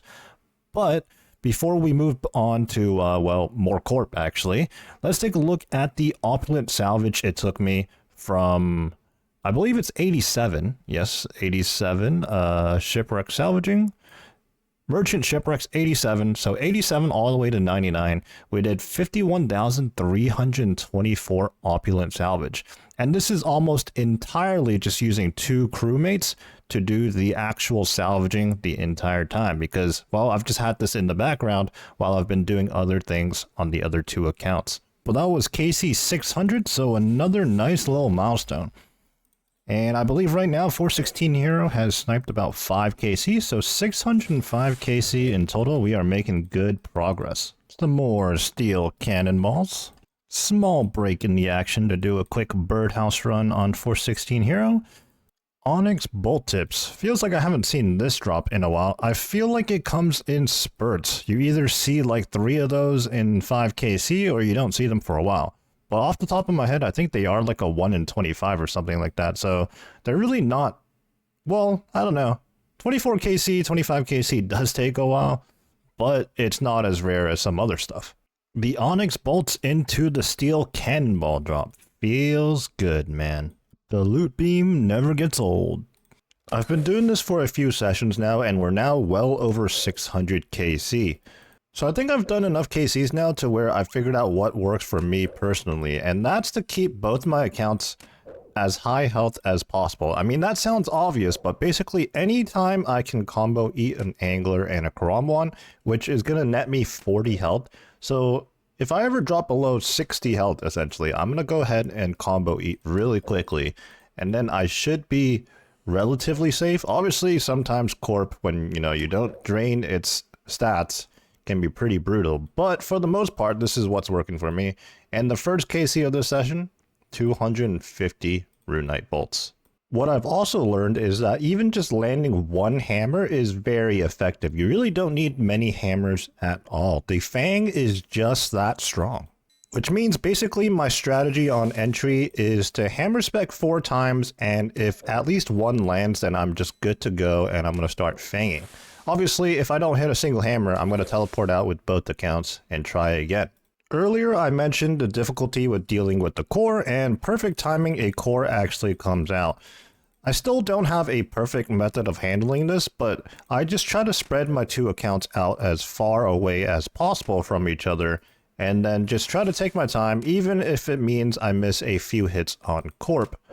But ensuring that I get rid of the core quickly, well, that's really the most dangerous part of this fight, really, in my opinion. Keeping my health up above 50 during this, when nothing's really happening, I just have to look for the health bar on both accounts, is relatively simple, but when the core comes out, sometimes I swear I'm going cross-eyed. That's the only remotely difficult part of this process. When it comes to banking, I'm actually getting used to that now too. Not an issue there too. I guess all it took was a couple of reps. We're only 2kc in on this session, and 416 Hero has already snagged another kc. We're up to 9kc on this account now, which is a bit surprising at first when you think about it, considering this is a 50 defense account, lacking piety, and obviously lacking a whole lot of gear that's available on my maxed account. Well, the more I think about it, it does make sense. Sometimes when the core spawns, for some reason, my maxed account just gets focused a bit more on that KC, and as such, I'll miss quite a few hits on that account, especially if the core doesn't just go away in one shot. You know, sometimes it's just a little frustrating. It takes multiple hits. You're just not hitting very high, and the core takes up quite a bit of time. So I guess in those instances, that's when 416 Hero snipes the KC. Not this one, though. On 416 Hero, I've been banking at the Farming Guild, and obviously on Wait For It, I've been banking at the Crafting Guild. Well, I'm over here at the Farming Guild on both accounts because I just realized something. When I geared up to do Corp again on 416 Hero, I've been wearing Rune boots. Well, as it turns out, you know, my account can wear Arania boots, and this is something I had known, but I just completely forgot about this time around. That's how long I haven't played the 50 defense account. I wasn't actually even sure what was best in slot available on that account, but nice little boost there. And let's continue. If I'm not mistaken, the Arania boots are the offensive equivalent of Dragon boots. But obviously on a 50 defense account, I can't wear Dragon boots. Oh, and circling back to the hammer specs, I forgot one very important item that's actually useful for me, but otherwise useless as a solo Ironman oftentimes, and that is the Soul Flame Horn. Honestly, I don't think this thing gets much love, unfortunately, because it's a team-orientated item, and well, there's just not too many instances of doing team gameplay in old school RuneScape, which is a MMO, ironically, but yeah, that's just the way this game is mostly structured. But we do get to use the Soul Flame Horn now. Since I mentioned that, even just one spec is good enough, I think I can horn twice and guarantee myself 2 hammers without having to go regenerate spec energy. So that's going to be more consistent and a bit of a time save, because sometimes I do get unlucky and I have to teleport out on both accounts. I missed 4 straight hammers. In fact, there's been a few instances where I've missed 8 straight hammers, and that's just very unfortunate and definitely takes up a good minute or two. I think I'm going to put 416 Hero on horn duty. That way I get more damage output on the maxed account. Okay, first attempt with the horn. Let's see what we should do here. Okay, I'm going to go ahead and horn now. This hammer should be guaranteed to hit. And then one more. There we go. Perfect. And then... oh, actually, I missed the second one. I wasn't in range for the second one. Awkward. I have 45 spec now on 416 Hero. I guess I'll just dump some Fang specs. That second hammer hit anyways, though, so that's good news. But that's the gist of it. Obviously, I didn't execute it very cleanly there, but yeah, simple enough. First notable drop of the session, a Spirit Shield. That is our 16th one. The back-to-back Onyx Bolts. Okay. Ah, crap. Exposed myself for dying, but Onyx Bolts. It's so weird. I think I've actually died on the 99 maxed defense account more than the 50 defense. I don't know how Corp decides which account to target. I think it's just random. Starting another KC, I decided to bank the Soul Flame Horn. Unfortunately, I thought I would make good use of it, but it's actually kind of a hassle to use. I don't know. If I had an actual second person in the GIM group with me, playing with me, it could be very easily utilized. But playing on 2 accounts at once doloing, it just felt very awkward to coordinate it for whatever reason. And I mean, look, we just went in and we hit 4 hammer specs right there. Obviously, that's on the lucky side, hitting all 4 hammers. But I think more times than not, we're going to hit at least 1 hammer in the 4 attempts. So, yep, going to bank the Soul Flame Horn. Maybe it is dead content after all. Wow, we are streaking on the Onyx Bolts now. That is KC 650 as well. More Onyx Bolts. This is back to back too. What the... don't mind if I do. So going back to the conversation we had about using the horn, on paper the horn is obviously very good to use, but in a situation like this where I'm playing 2 accounts at once, I just found it incredibly awkward, and ever since switching back to just the good old-fashioned method where I run in on both accounts, throw 4 hammers down, and if 1 hits, we're good, things have been a lot more fluid. I think I'm getting like 3 to 4 minute KCs, and I'm not dying as much, so that's good. Ooh, that is our 3rd Holy Elixir. I guess if we get a dupe Spectral or an Arcane, I could actually make... actually, I don't need it for the Arcane, but if I do get a Spectral, I can make a dupe Spectral Spirit Shield. So that's pretty cool. That was KC 677 on this account, and I believe I have 9 KC on 416 Hero. Onyx Bolts. KC 682. The last few times it's been Onyx Bolt tips, but here on this one, Steel Cannonballs, 2k of them. And back to the Onyx Bolts drops for today. 416 Hero just snagged the last KC once again. Actually, snagging the KCs has been a lot less frequent since I figured out the method, but we're up to 10 KC on 416 Hero now. Let's take a look at the collection log. That's right, it has absolutely nothing in 10 KC. Surprise, surprise. I spoke on the Spectral Sigil earlier, right? Oh my, there it is. The dupe Spectral Sigil. Shortly after the Holy Elixir. It wasn't even that long ago. I don't know how many KC ago, but it really could not have been that long ago. Wow. That is KC 696. Look at this collection log. I can't believe we even saw a 3rd sigil. This is crazy. I don't even know what to say. So even before I pulled the 2nd Spectral right there, and it was actually during the 4th Holy Elixir pull, I did mention that if I ended up with a dupe, I even said Spectral specifically, so I guess I spoke that into existence, that I would make use of it on 416 Hero, this account right here. Now if you do 2 and 2 together, you can figure out that, well, that means I do plan on moving on from the stat restrictions on this account in order to use things like the Spectral Shield. Pretty sure the Spectral Shield has a defense requirement. In fact, I'm like, 100% sure on that. And I think it may have a prayer requirement as well. That I'm not 100% sure on, but I think it's a safe guess that it does. And obviously our attack level 82 is restricted as well, although that doesn't pertain necessarily to the Spirit Shield here.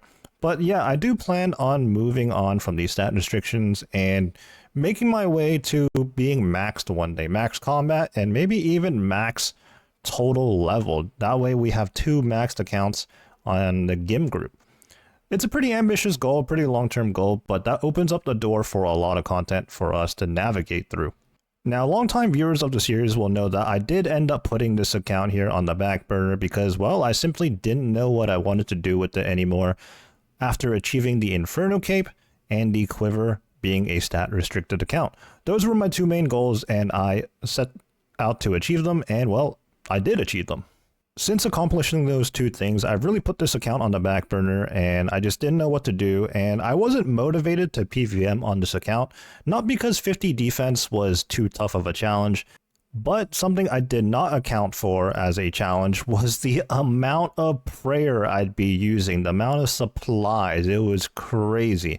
Especially playing on 2 accounts, that was just way too much upkeep, and I'm not the type of person to be one-tick flicking everything, so... yeah, I would say it's not even so much the 50 defense, it's actually the 63 prayers. So the 63 prayers is probably going to be the first thing we move on from, and then defense to follow, because if I'm going to level prayer anyways, that means I'll be able to get piety, rigor, and augury. Well, assuming I train to 70 defense after that. But at that point, I think I might as well go for max combat and maybe max total level one day.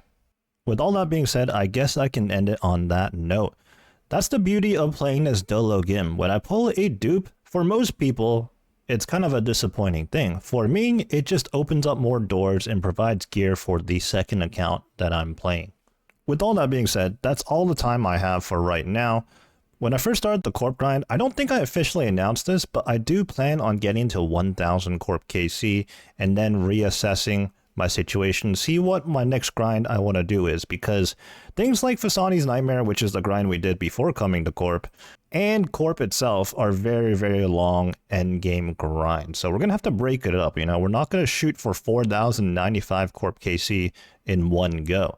And when I say 1000 KC, it's just going to be 1000 KC on this account, wait for it here. I don't intend on snagging more kills on 416 Hero. I never do. But in the event that happens, I guess we'll just consider those bonuses. But 1000 on this account will be a nice clean number to end off on for now, only to return at a later date.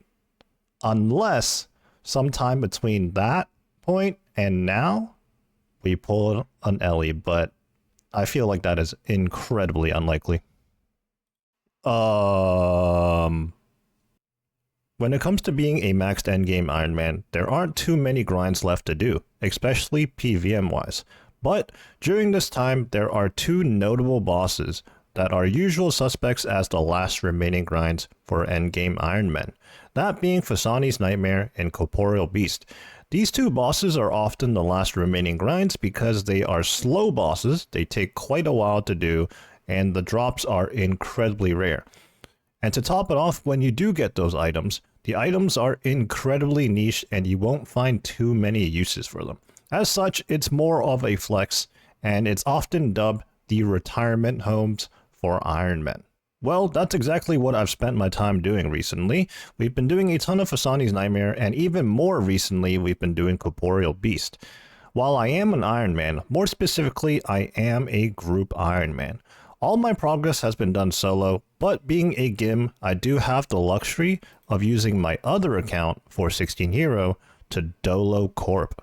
When I first started the Corporeal Beast grind, I was doing it the traditional way where you spec down Corp, turning it essentially into a chicken, averaging about 5 KC an hour at best. This was a very chill method, but 5 KC an hour is not great considering the rate to see a sigil is 1 in 585, and the Elysian specifically is a 1 in 4095. So if we continue to do that method, well, it's going to be quite some time until we hit rate for an Elysian, which is obviously what we're after the most. While I was soloing, I was either just completely inactive on the other account, or I was busy getting 99 thieving, which we accomplished recently. And in just the previous video, we got started doing Dolo Corp, and while it was a bit of an adjustment period and a learning curve, I think I'm getting more and more comfortable with it now, and the KCs are racking up. So without further ado, we're going to be doing more Dolo Corp today, and let's take a look at the collection log real quick. We're up to 696 KC now, and this log is absolutely spooned, and I'll showcase the order in which I got these sigils. As you can see, I have a couple of those sitting in the collection log. So the very first drop was actually the Arcane Sigil at a very, very low KC, somewhere in the mid 70s. 170 KC or so later, I managed to get the Spectral. And you know what? I'm not too sure when I got the jar. That's not super important, although I will say this is a 1 in 1000, so very spooned on that as well. But very recently, we got our second Spectral Sigil. I sort of spoke this into existence. So now we're up to 3 sigils in just 696 KC. So very, very spooned on that. And then let's take a look at this account here, 416 Hero, which is the other account we'll be using to help with Corporeal Beast. I don't intend on getting KCs on this account because this is more of the secondary account, right? However, from time to time, this account does snag a couple of KCs, especially early on when I was learning the Dolo method. I was not as efficient or as good about getting the KC on the right account. But let's take a look at the collection log here. Just 10 KC, and surprise, surprise, nothing to show for in 10 KC. Alright, let's get started on some Corporeal Beast, and let's see what we can get on the first KC of this session.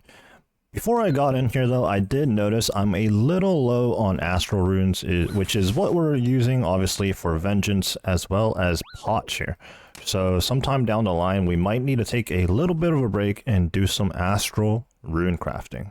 But here we go, first KC, we're starting off with Antidotes. So that's KC 697, and we're just going to be tracking KC on the maxed account here. Any KCs I might snag on the other account, we'll just consider as bonuses, but our target goal is going to be 1000, and when we get to 1000, well, probably take a bit of a break from the Corp grind and figure out what else to do, because there's no way I'm going for 4095 in one go. KC 700. To be fair, we didn't start off very far from this milestone, but a nice milestone nonetheless. 300 to go now. And there goes the first plank of the session. I'm still barely scraping by on the maxed account right now, but what I need to do is hurry up and get back there so I don't get clobbered on both accounts. Okay, both accounts are back in the fight. This is a perfect example of why, if you're a hardcore, or I don't know what exactly UIMs do, I'm not too familiar, but sometimes they don't want to be dying, right? Basically, if you're a hardcore and you really don't want to die, this is a method, even solo. There are solo methods with the similar concept where you just do a little bit of defense reduction and then you use a fang and a lot of food to stay alive and beat Corp down. This is definitely not a viable method for hardcores, because no matter how on top of it you are, sometimes you just get absolutely specced out, a little unlucky, and the margin for error is very, very low. Right now I'm scraping by. I actually have no more food on the maxed account, so I'm just going to be TPing out and then back in. I'm actually still in the middle of trying to pick up some of my stuff, mostly food and whatnot on the other account, but I'm also not trying to completely reset the KC right now, so definitely just juggling a couple of things right now. And this is when it gets a little bit difficult, when I'm doing a lot of actions on both accounts at the same time. Nevertheless though, we get the KC and 120 white berries. I guess the silver lining is that when I die on 416 Hero, it only costs me 21k. Although I don't have anything set up in the desk coffer on this account here. But dying on the maxed account, even if I protect item, that's always going to be 250k out of desk coffer, which is not great. First notable drop already, KC 703, a Spirit Shield. This is our 17th one. Obviously having 17 now, they are not as relevant, I should say, but it is nice to see because those are 1 in 64. And this didn't take long either. 416 Hero yoinked a KC, 11 KC on this account now. When I get into a groove of things here, there's actually very little downtime, if any at all. More times than not, by the time I finish a KC, re-gear or resupply on food, and come back, it's right around the time when Corp first respawns. So the timing works out quite well. Unfortunately on this KC, I hit 0 out of 4 hammers, so we're going to have to TP out and go for at least one teleport, one Elder Moss spec. So with little to no downtime in mind, we can take a look at the chat box here and see that every time there's a chat message that calculates our damage between the two accounts. For example, 416 Hero on the last KC did 932 damage out of the 2,100 total damage. Now Corp has 2,000 health, but obviously with the core and whatnot, Corp does heal a little bit here and there. But basically that indicates to me when I got the last KC, and you can see I have timestamps enabled in the chat box as well, and it seems to be about 3-minute intervals between KCs. So in theory, we could achieve like 20 KC an hour. Now, is that realistic? Probably not, because I'm not going to be sitting here, no breaks and whatnot, but close to 20 KC an hour is pretty dang good if you ask me. Especially if we compare it to the previous method we were doing soloing, which was 5 KC an hour at best. Starting on a new KC right now, and I've missed 8 straight hammers between the two accounts, so this is pretty unlucky. This is where the Soul Flame Horn would come into play, but if you checked out the recent video, or the previous video rather, I did experiment with using that horn, and in the context of Dolo and Corp, as we continue to miss more hammer specs, wow, that is what, 12 missed hammers now? Using a Soul Flame Horn is pretty awkward, although this is a poor example of it right now. You know, I probably do want to use one at this point in time, but I'm committing. And this is just a very unlucky instance. There we go. Nobody misses the Corp hammer spec 13 times in a row. But yeah, I did experiment with using the Soul Flame Horn, and it was just very clunky to use because you have to be in a certain radius. And I also have to make sure, you know, one account specs first than the other. And yeah, it was just a lot to handle on 2 accounts at once. This KC has definitely been cursed since the start. With the 12 straight missed hammers and then now 416 Hero planks, perhaps Corp is hiding something on this KC. I guess we'll find out. Alright, here we go. Corp, I'm chancing it. Oh, shouldn't have chanced it. Okay, let's switch over the POV to 416 Hero as we finish off the KC. I even teleported out to regen health, and I still couldn't get a gun done there. KC credit went over the 416, or wait for it actually, and that was 125 adamant ore, so not even worth all my trouble right there. That was just a very rude KC. I promise that's just an outlier though. Most KCs don't go like this. That was just very, very rude. Alright, Onyx Bolt's first clan broadcast of the session because they are worth a whopping 1.5 mil. Okay, that's on me. I greeted. I figured Corp was going down anyways, so I wasn't gonna eat. And that cost me 250k. But all we got was a Mystic Rope Top, or bottoms actually. Alright, that is why you don't eat your food. I knew I was in chance range, but I was like, one more hit, there's absolutely no way I'm gonna blank, and of course it happened. Okay, I learned my lesson this time. I TP'd out, even though Corp is on the brink of death, and I'm about to die on the other account too. I'm TPing out on that account. We're taking turns, but 7 HP Corp. Here we go. And Cosmic Runes. You know, 500 Cosmic Runes, that's a pretty neat drop. I was going to put that in my rune pouch, but I don't have any space.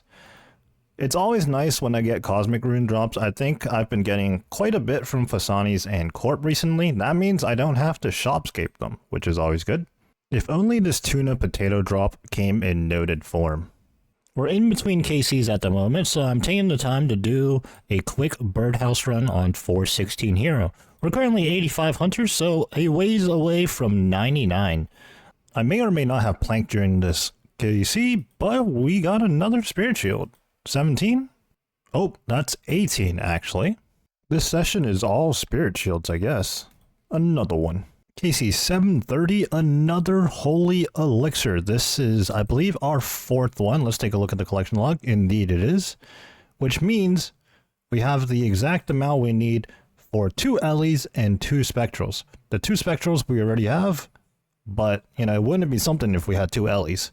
But let's just focus on getting the one right now. So I did mention that 416 Hero will snag a KC or 2 from time to time, but this is the first instance in where I got back-to-back KCs, and it's not like I died on the maxed account or anything, so crazy RNG on the hits on 416 Hero here. KC 743, another Spirit Shield, up to 20 now. Okay, I've actually lost count. I didn't even know when we got 19, to be honest. KC 750, another Spirit Shield. I think all we've seen today is Spirit Shields. Maybe like one Onyx Ball Drop. Definitely don't recall seeing any Cannonballs today at all. But getting to 750 KC plus whatever I stole on 416 Hero, I think 3 or 4 KC. I think I'm going to call it for this first session. And before we do more Corp tomorrow or whatever, I'm going to do some Astral Rune crafting as well. We got 1.3k left in my rune pouch. And in fact, that's all the Astral Runes I have left. I don't have any in the bank, I don't think. So yeah, we're definitely going to have to restock on those. Just getting started on a brand new day. To start out though, I'm just going to do some laid back chill content and fish some anglers while I do some other things. And of course, I think I touched on this previously, but we got to get ourselves some Astral Runes before we get back to Corp as well. Okay, a little bit of a spur of the moment thing, but I'm on 416 Hero and I'm off to do something I should have done a long time ago. And that is the Taibo Wanai Trio quest. Upon completion of this quest, I'm going to be able to start cooking Karambons on this account. Obviously, Karambons are always going to be useful, and it's particularly useful on my Corp grind right now. And on this account, I'm just 71 cooking. So a little bit of cooking levels and EXP on this account would be nice. We're actually handing over a performance enhancing drug to Tamayu over here so that he can actually hunt that giant lion thing or whatever it is. Obviously I'm using Quest Helper right now, and I have the luxury of having a lot of the levels and the items I already need, but even still, this quest is actually a lot quicker than I remember it being. I guess I may have confused it for another quest. Back to the village to wrap up the quest. Now it's important to note that upon completion of the quest, you don't actually unlock the ability to cook Karambons. After the quest, in order to get EXP and the ability to cook Karambons, you need to speak to the 3 brothers in the quest again. So you can see here actually in this interface, you know, we're awarded quest points and some EXP and whatnot, but to get even more EXP and most importantly to start cooking Karambons, we got to go through some more dialogue. The good thing is after the completion of the quest, all the brothers are back in the village, so they're just located in these huts right here, so you don't have to run around the big island of Karamja. So let's just go speak to each one of them real quick. Okay, so I think it was actually this brother right here, Tinsei, the one in the middle hut, that teaches you how to cook Karambons, and you gain what, like I think that was like 5k cooking EXP right there.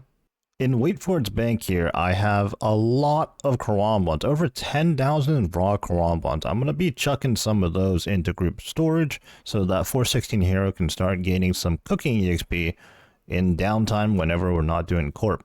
And after this, I'm going to head on over to do some Astral Runes finally, but that way I have something to do on both accounts.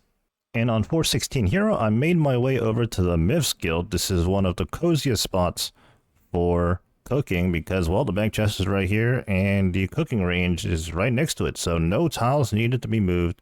And yeah, I'm gonna start cooking away. I don't actually have cooking gauntlets on this account, but that actually doesn't matter. If you pull up the wiki page, there's actually a lot of things that don't work with the cooking gauntlets. Alright, a little bit of time later, finally got around to start doing the Astral Rune crafting. Good news is this won't take too long and I can finally get back to Corp, but I have not been online much today. Ever since doing Taibo Wanai, I actually got off shortly after that, but in the nighttime now, let's go ahead and at least get some corp in today. I mean, we have a long road ahead of us, 250 more KC. That is the goal in mind right now to get to the big 1,000. Last batch of astral runes for now. Oh, did I forget? Never mind. Okay, I just misclicked. Another 212 astral runes. That's going to be about 5k crafted in the last little while. Let's get back to corp. Can we start off strong here? Desert goat horns. Because I'm the goat.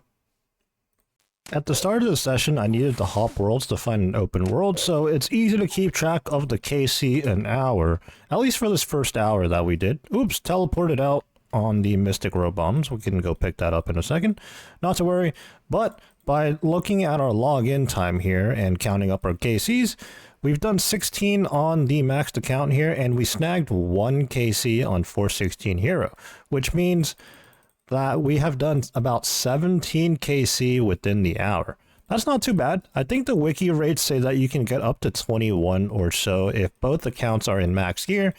Obviously, that's not the case for me. Only one account is in max gear, and even then, I'm missing a couple important spec weapons like a Void Waker and whatnot. So 16 to 17 an hour for me is pretty good. Definitely much better than the 5 KC an hour I'd be averaging doing the solo method. And obviously that's a small sample size, just 1 hour, but it's a pretty good indication nonetheless, I think. Alright, 2,000 steel cannonballs at KC 785.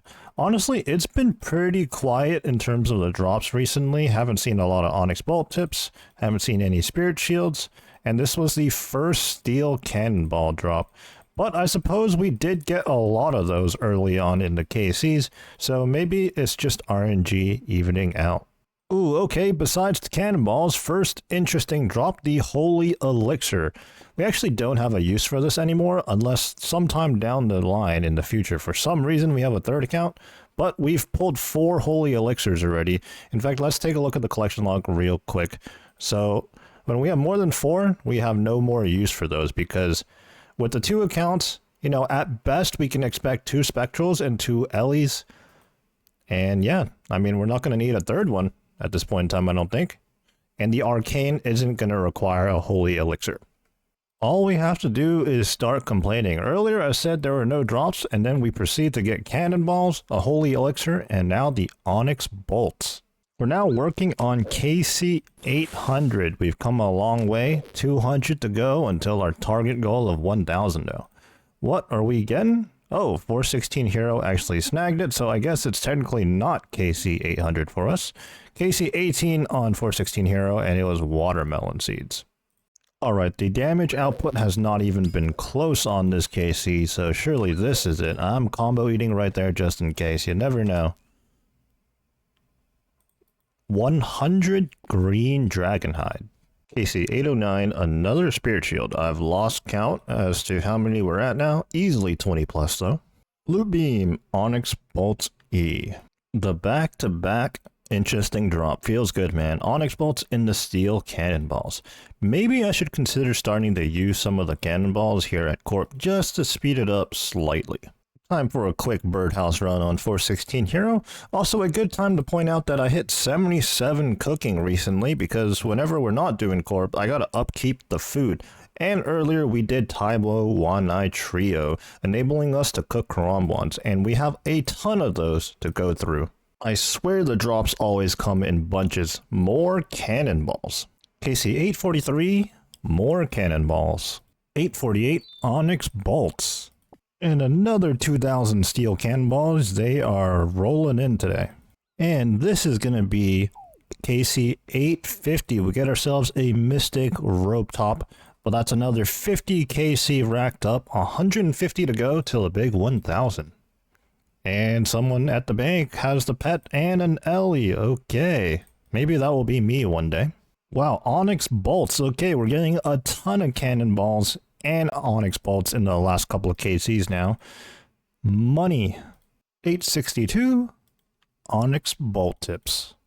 Actually, they're not Bolt Tips, they're Bolt E. While I do have a healthy stack of anglerfish, I do want to use them sparingly. In the previous KCs, I've pretty much been combo eating exclusively every time I hit around 50 health, below 60 pretty much. But I think from this point on, I'm going to try to use more Karamwans and save the combo eats for when I really need them, when I'm dipping below health and I'm getting stacked out by Corp. This could be a little bit riskier, but we're going to be using a lot of food in the long run if we're thinking about doing over 4,000 Corp. I mean, we're on our way to 900 right now, but it's a long ways to go. I cannot stress enough just how much food we're going to be using. So Karamwans are the easiest to obtain. So we're going to try to use more of those and use our anglers or whatever else food a bit sparingly. I might not be at Corp right now, but what I am doing is fishing Karamwans on the maxed account. And then let's switch the POV over on 416 Hero. We're actually cooking the Karamwans. And right now we're just a few more away from hitting 80 cooking, which off the top of my head, I think is actually the ability to cook sharks. We won't be doing that. We're just going to keep doing Karamwans for now. It's what we're primarily using at Corpies. So yeah, we're going to need a lot of those. I'm actually running low. But there we go. 80 cooking. And indeed it is sharks, but let's keep cooking. We're up to 1862 total level now. But yes, we are actually kind of low on Karamwans. I've been chewing through them. I've been chewing through anglers a lot too, which is why previously I said I would try to ration that a bit and primarily use Karamwans instead. And for the foreseeable grind, assuming we go on rate for the Ellie, which would mean another over 3,200 or so KC, assuming about 40 pieces of food per KC, that's going to be well over 100,000 pieces of food, whether that's anglers and Karamwans or, you know, whatever combination, maybe some bluefin, some of the trawling fish I have available too, or I can go get. But the point is, over 100,000 pieces of food. And yeah, that's a lot of food to go through, but it's 100% worth it doing this Dolo method rather than the solo and do 10 to 15 minute solo KCs. We're going to be heading back to Corp shortly, but I've been cooking a lot of Karamwans. We're now up to 82 cooking. Food isn't the only upkeep we need to be doing though, our potions as well, and in particularly the Divine Super Combats. Here we go, first KC of this new session. What are we going to get? 100 teak planks. I have a pretty healthy supply of those teak planks, and while I don't have any use for them on this account, I think I can funnel them on over to 416 Hero, and one day I'll work on construction for that account. Oh, and a Spirit Shield at 874. It's been a little bit since I checked in on the number of these. 23 now. Few KCs in now. Onyx Bolt E. Some money to start us off. Feels good, man. Oh wow, 883, another Spirit Shield, our 24th one.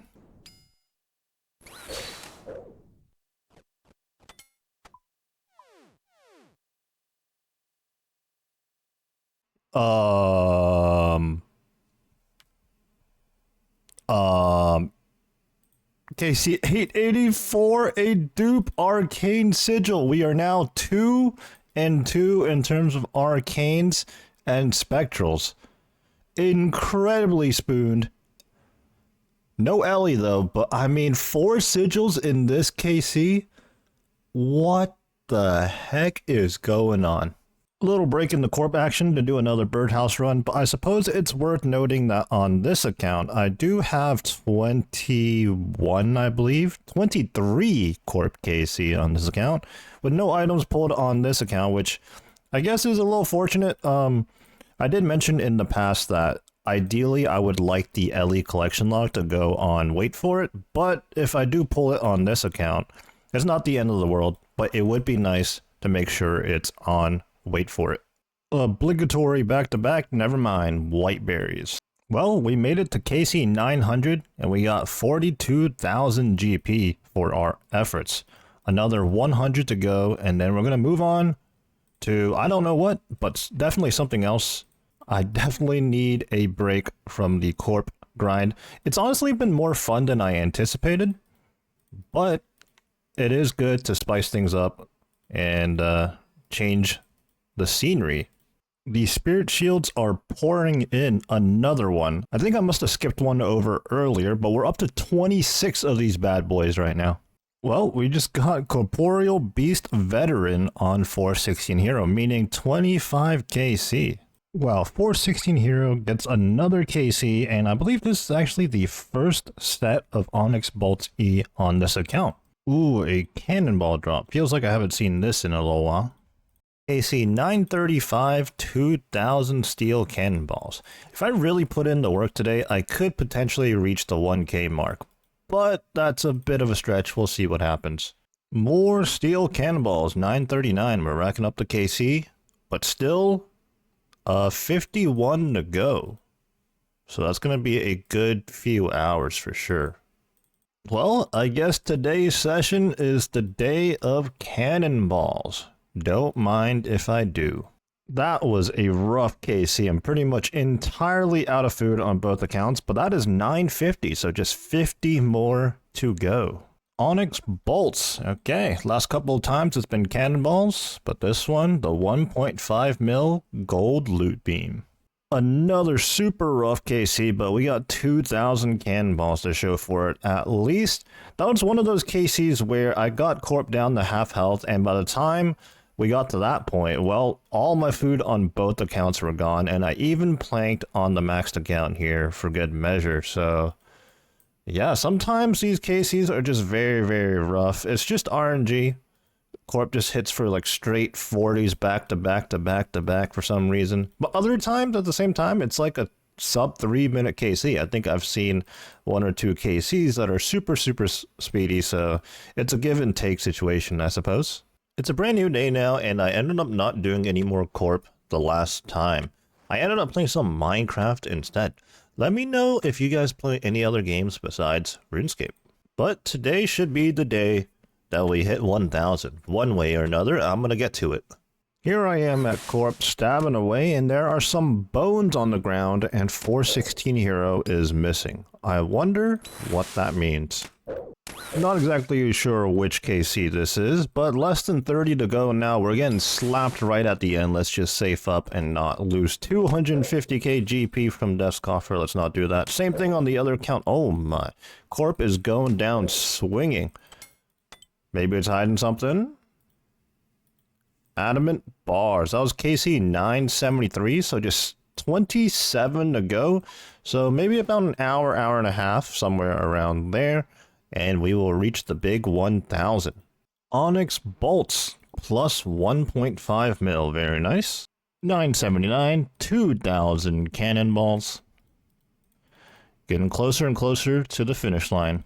Just had to stop by to the red prison. Well, it's blue here, the lobby's blue, but you know what I mean by the red prison. Bird Barrel here has finally got himself his first enhanced seed. Let me ask him his case here real quick, because this is pretty significant. Bird Barrel's just one of my clan mates here, but I've been doing so many different grinds. You can see right there, 1953 corrupted gauntlet, and it finally gave him his first enhanced seed. Definitely going to be making the Bofa there, I imagine. You know, no one really wants to make the blade.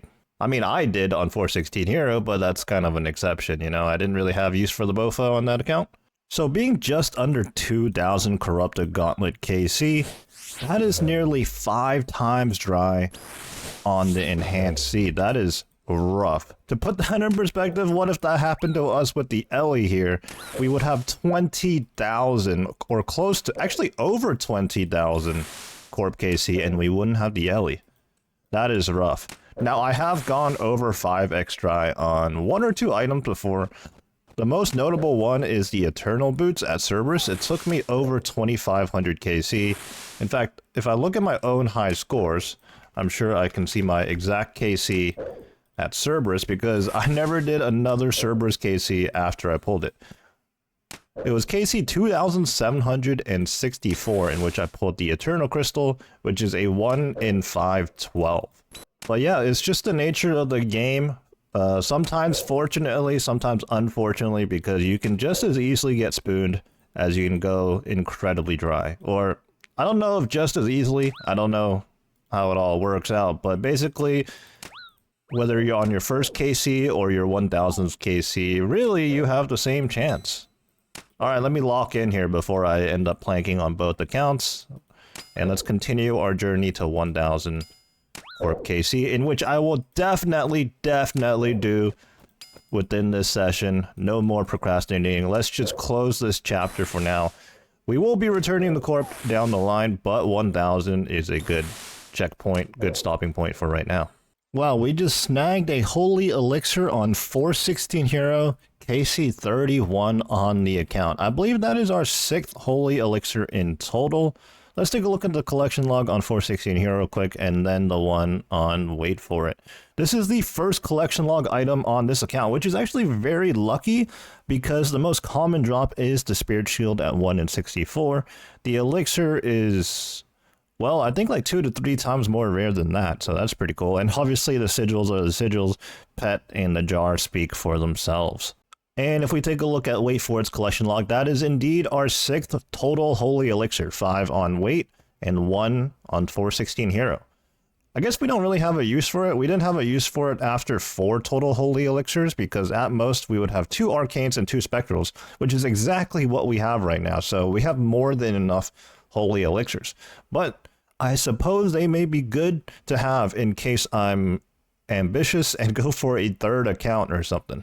With just 13 KC to go, another Onyx Bolts drop. I wouldn't mind a few more of those. Or the Ellie, but you know. Okay, in the middle of my corp grind, but I've been convinced to do one more top because, well, I am just one regular top away from 1000 KC, and a clanmate only has time for 1 top right now anyway, so it fits perfectly. We're gonna one and done to get 1000 KC. Let's see how this goes. Never. I just went backwards. No purple? Yeah, I'm not running through here. Get me out of here. I mentioned that I played some Minecraft, and while I was on Minecraft, I spent my time fishing up some more of these Karam Wanjis so I could get Karam Wands, and now we're up to a whopping 117k of those. Those should net me a good bit of Karam Wands, and then in turn I can cook them on 416 hero. Probably still not enough to get anywhere close to 99 cooking, but this is probably going to be the primary method for me to get 99 cooking. But I do have some grapes sitting around somewhere from Zora on both accounts, and I guess I could do some of that as well, but Karam Wands are actually useful for me, so, and they're always going to be useful. So this is probably going to be the main method of training cooking. With just 10 KC to go, 500 cosmic runes. Here we go. It's been a long road, couple of detours and whatnot, but this is 1000 Corp KC, plus the 31 on 416 hero. We get some soul runes, because the Corp grind is soul sucking. But yeah, there we have it. That is the Corp grind for now. Obviously, we still don't have the Ellie, and we won't be done until we have the Ellie. And honestly, I'm thinking about getting a second one, but you know, maybe let's not think too far ahead. Let's focus on getting the one for now. But a more immediate focus is what am I going to do next, because I'm not about to do another 3000 Corp right this second. So, I guess we'll be figuring that out, but until then, I will catch you guys on the next one.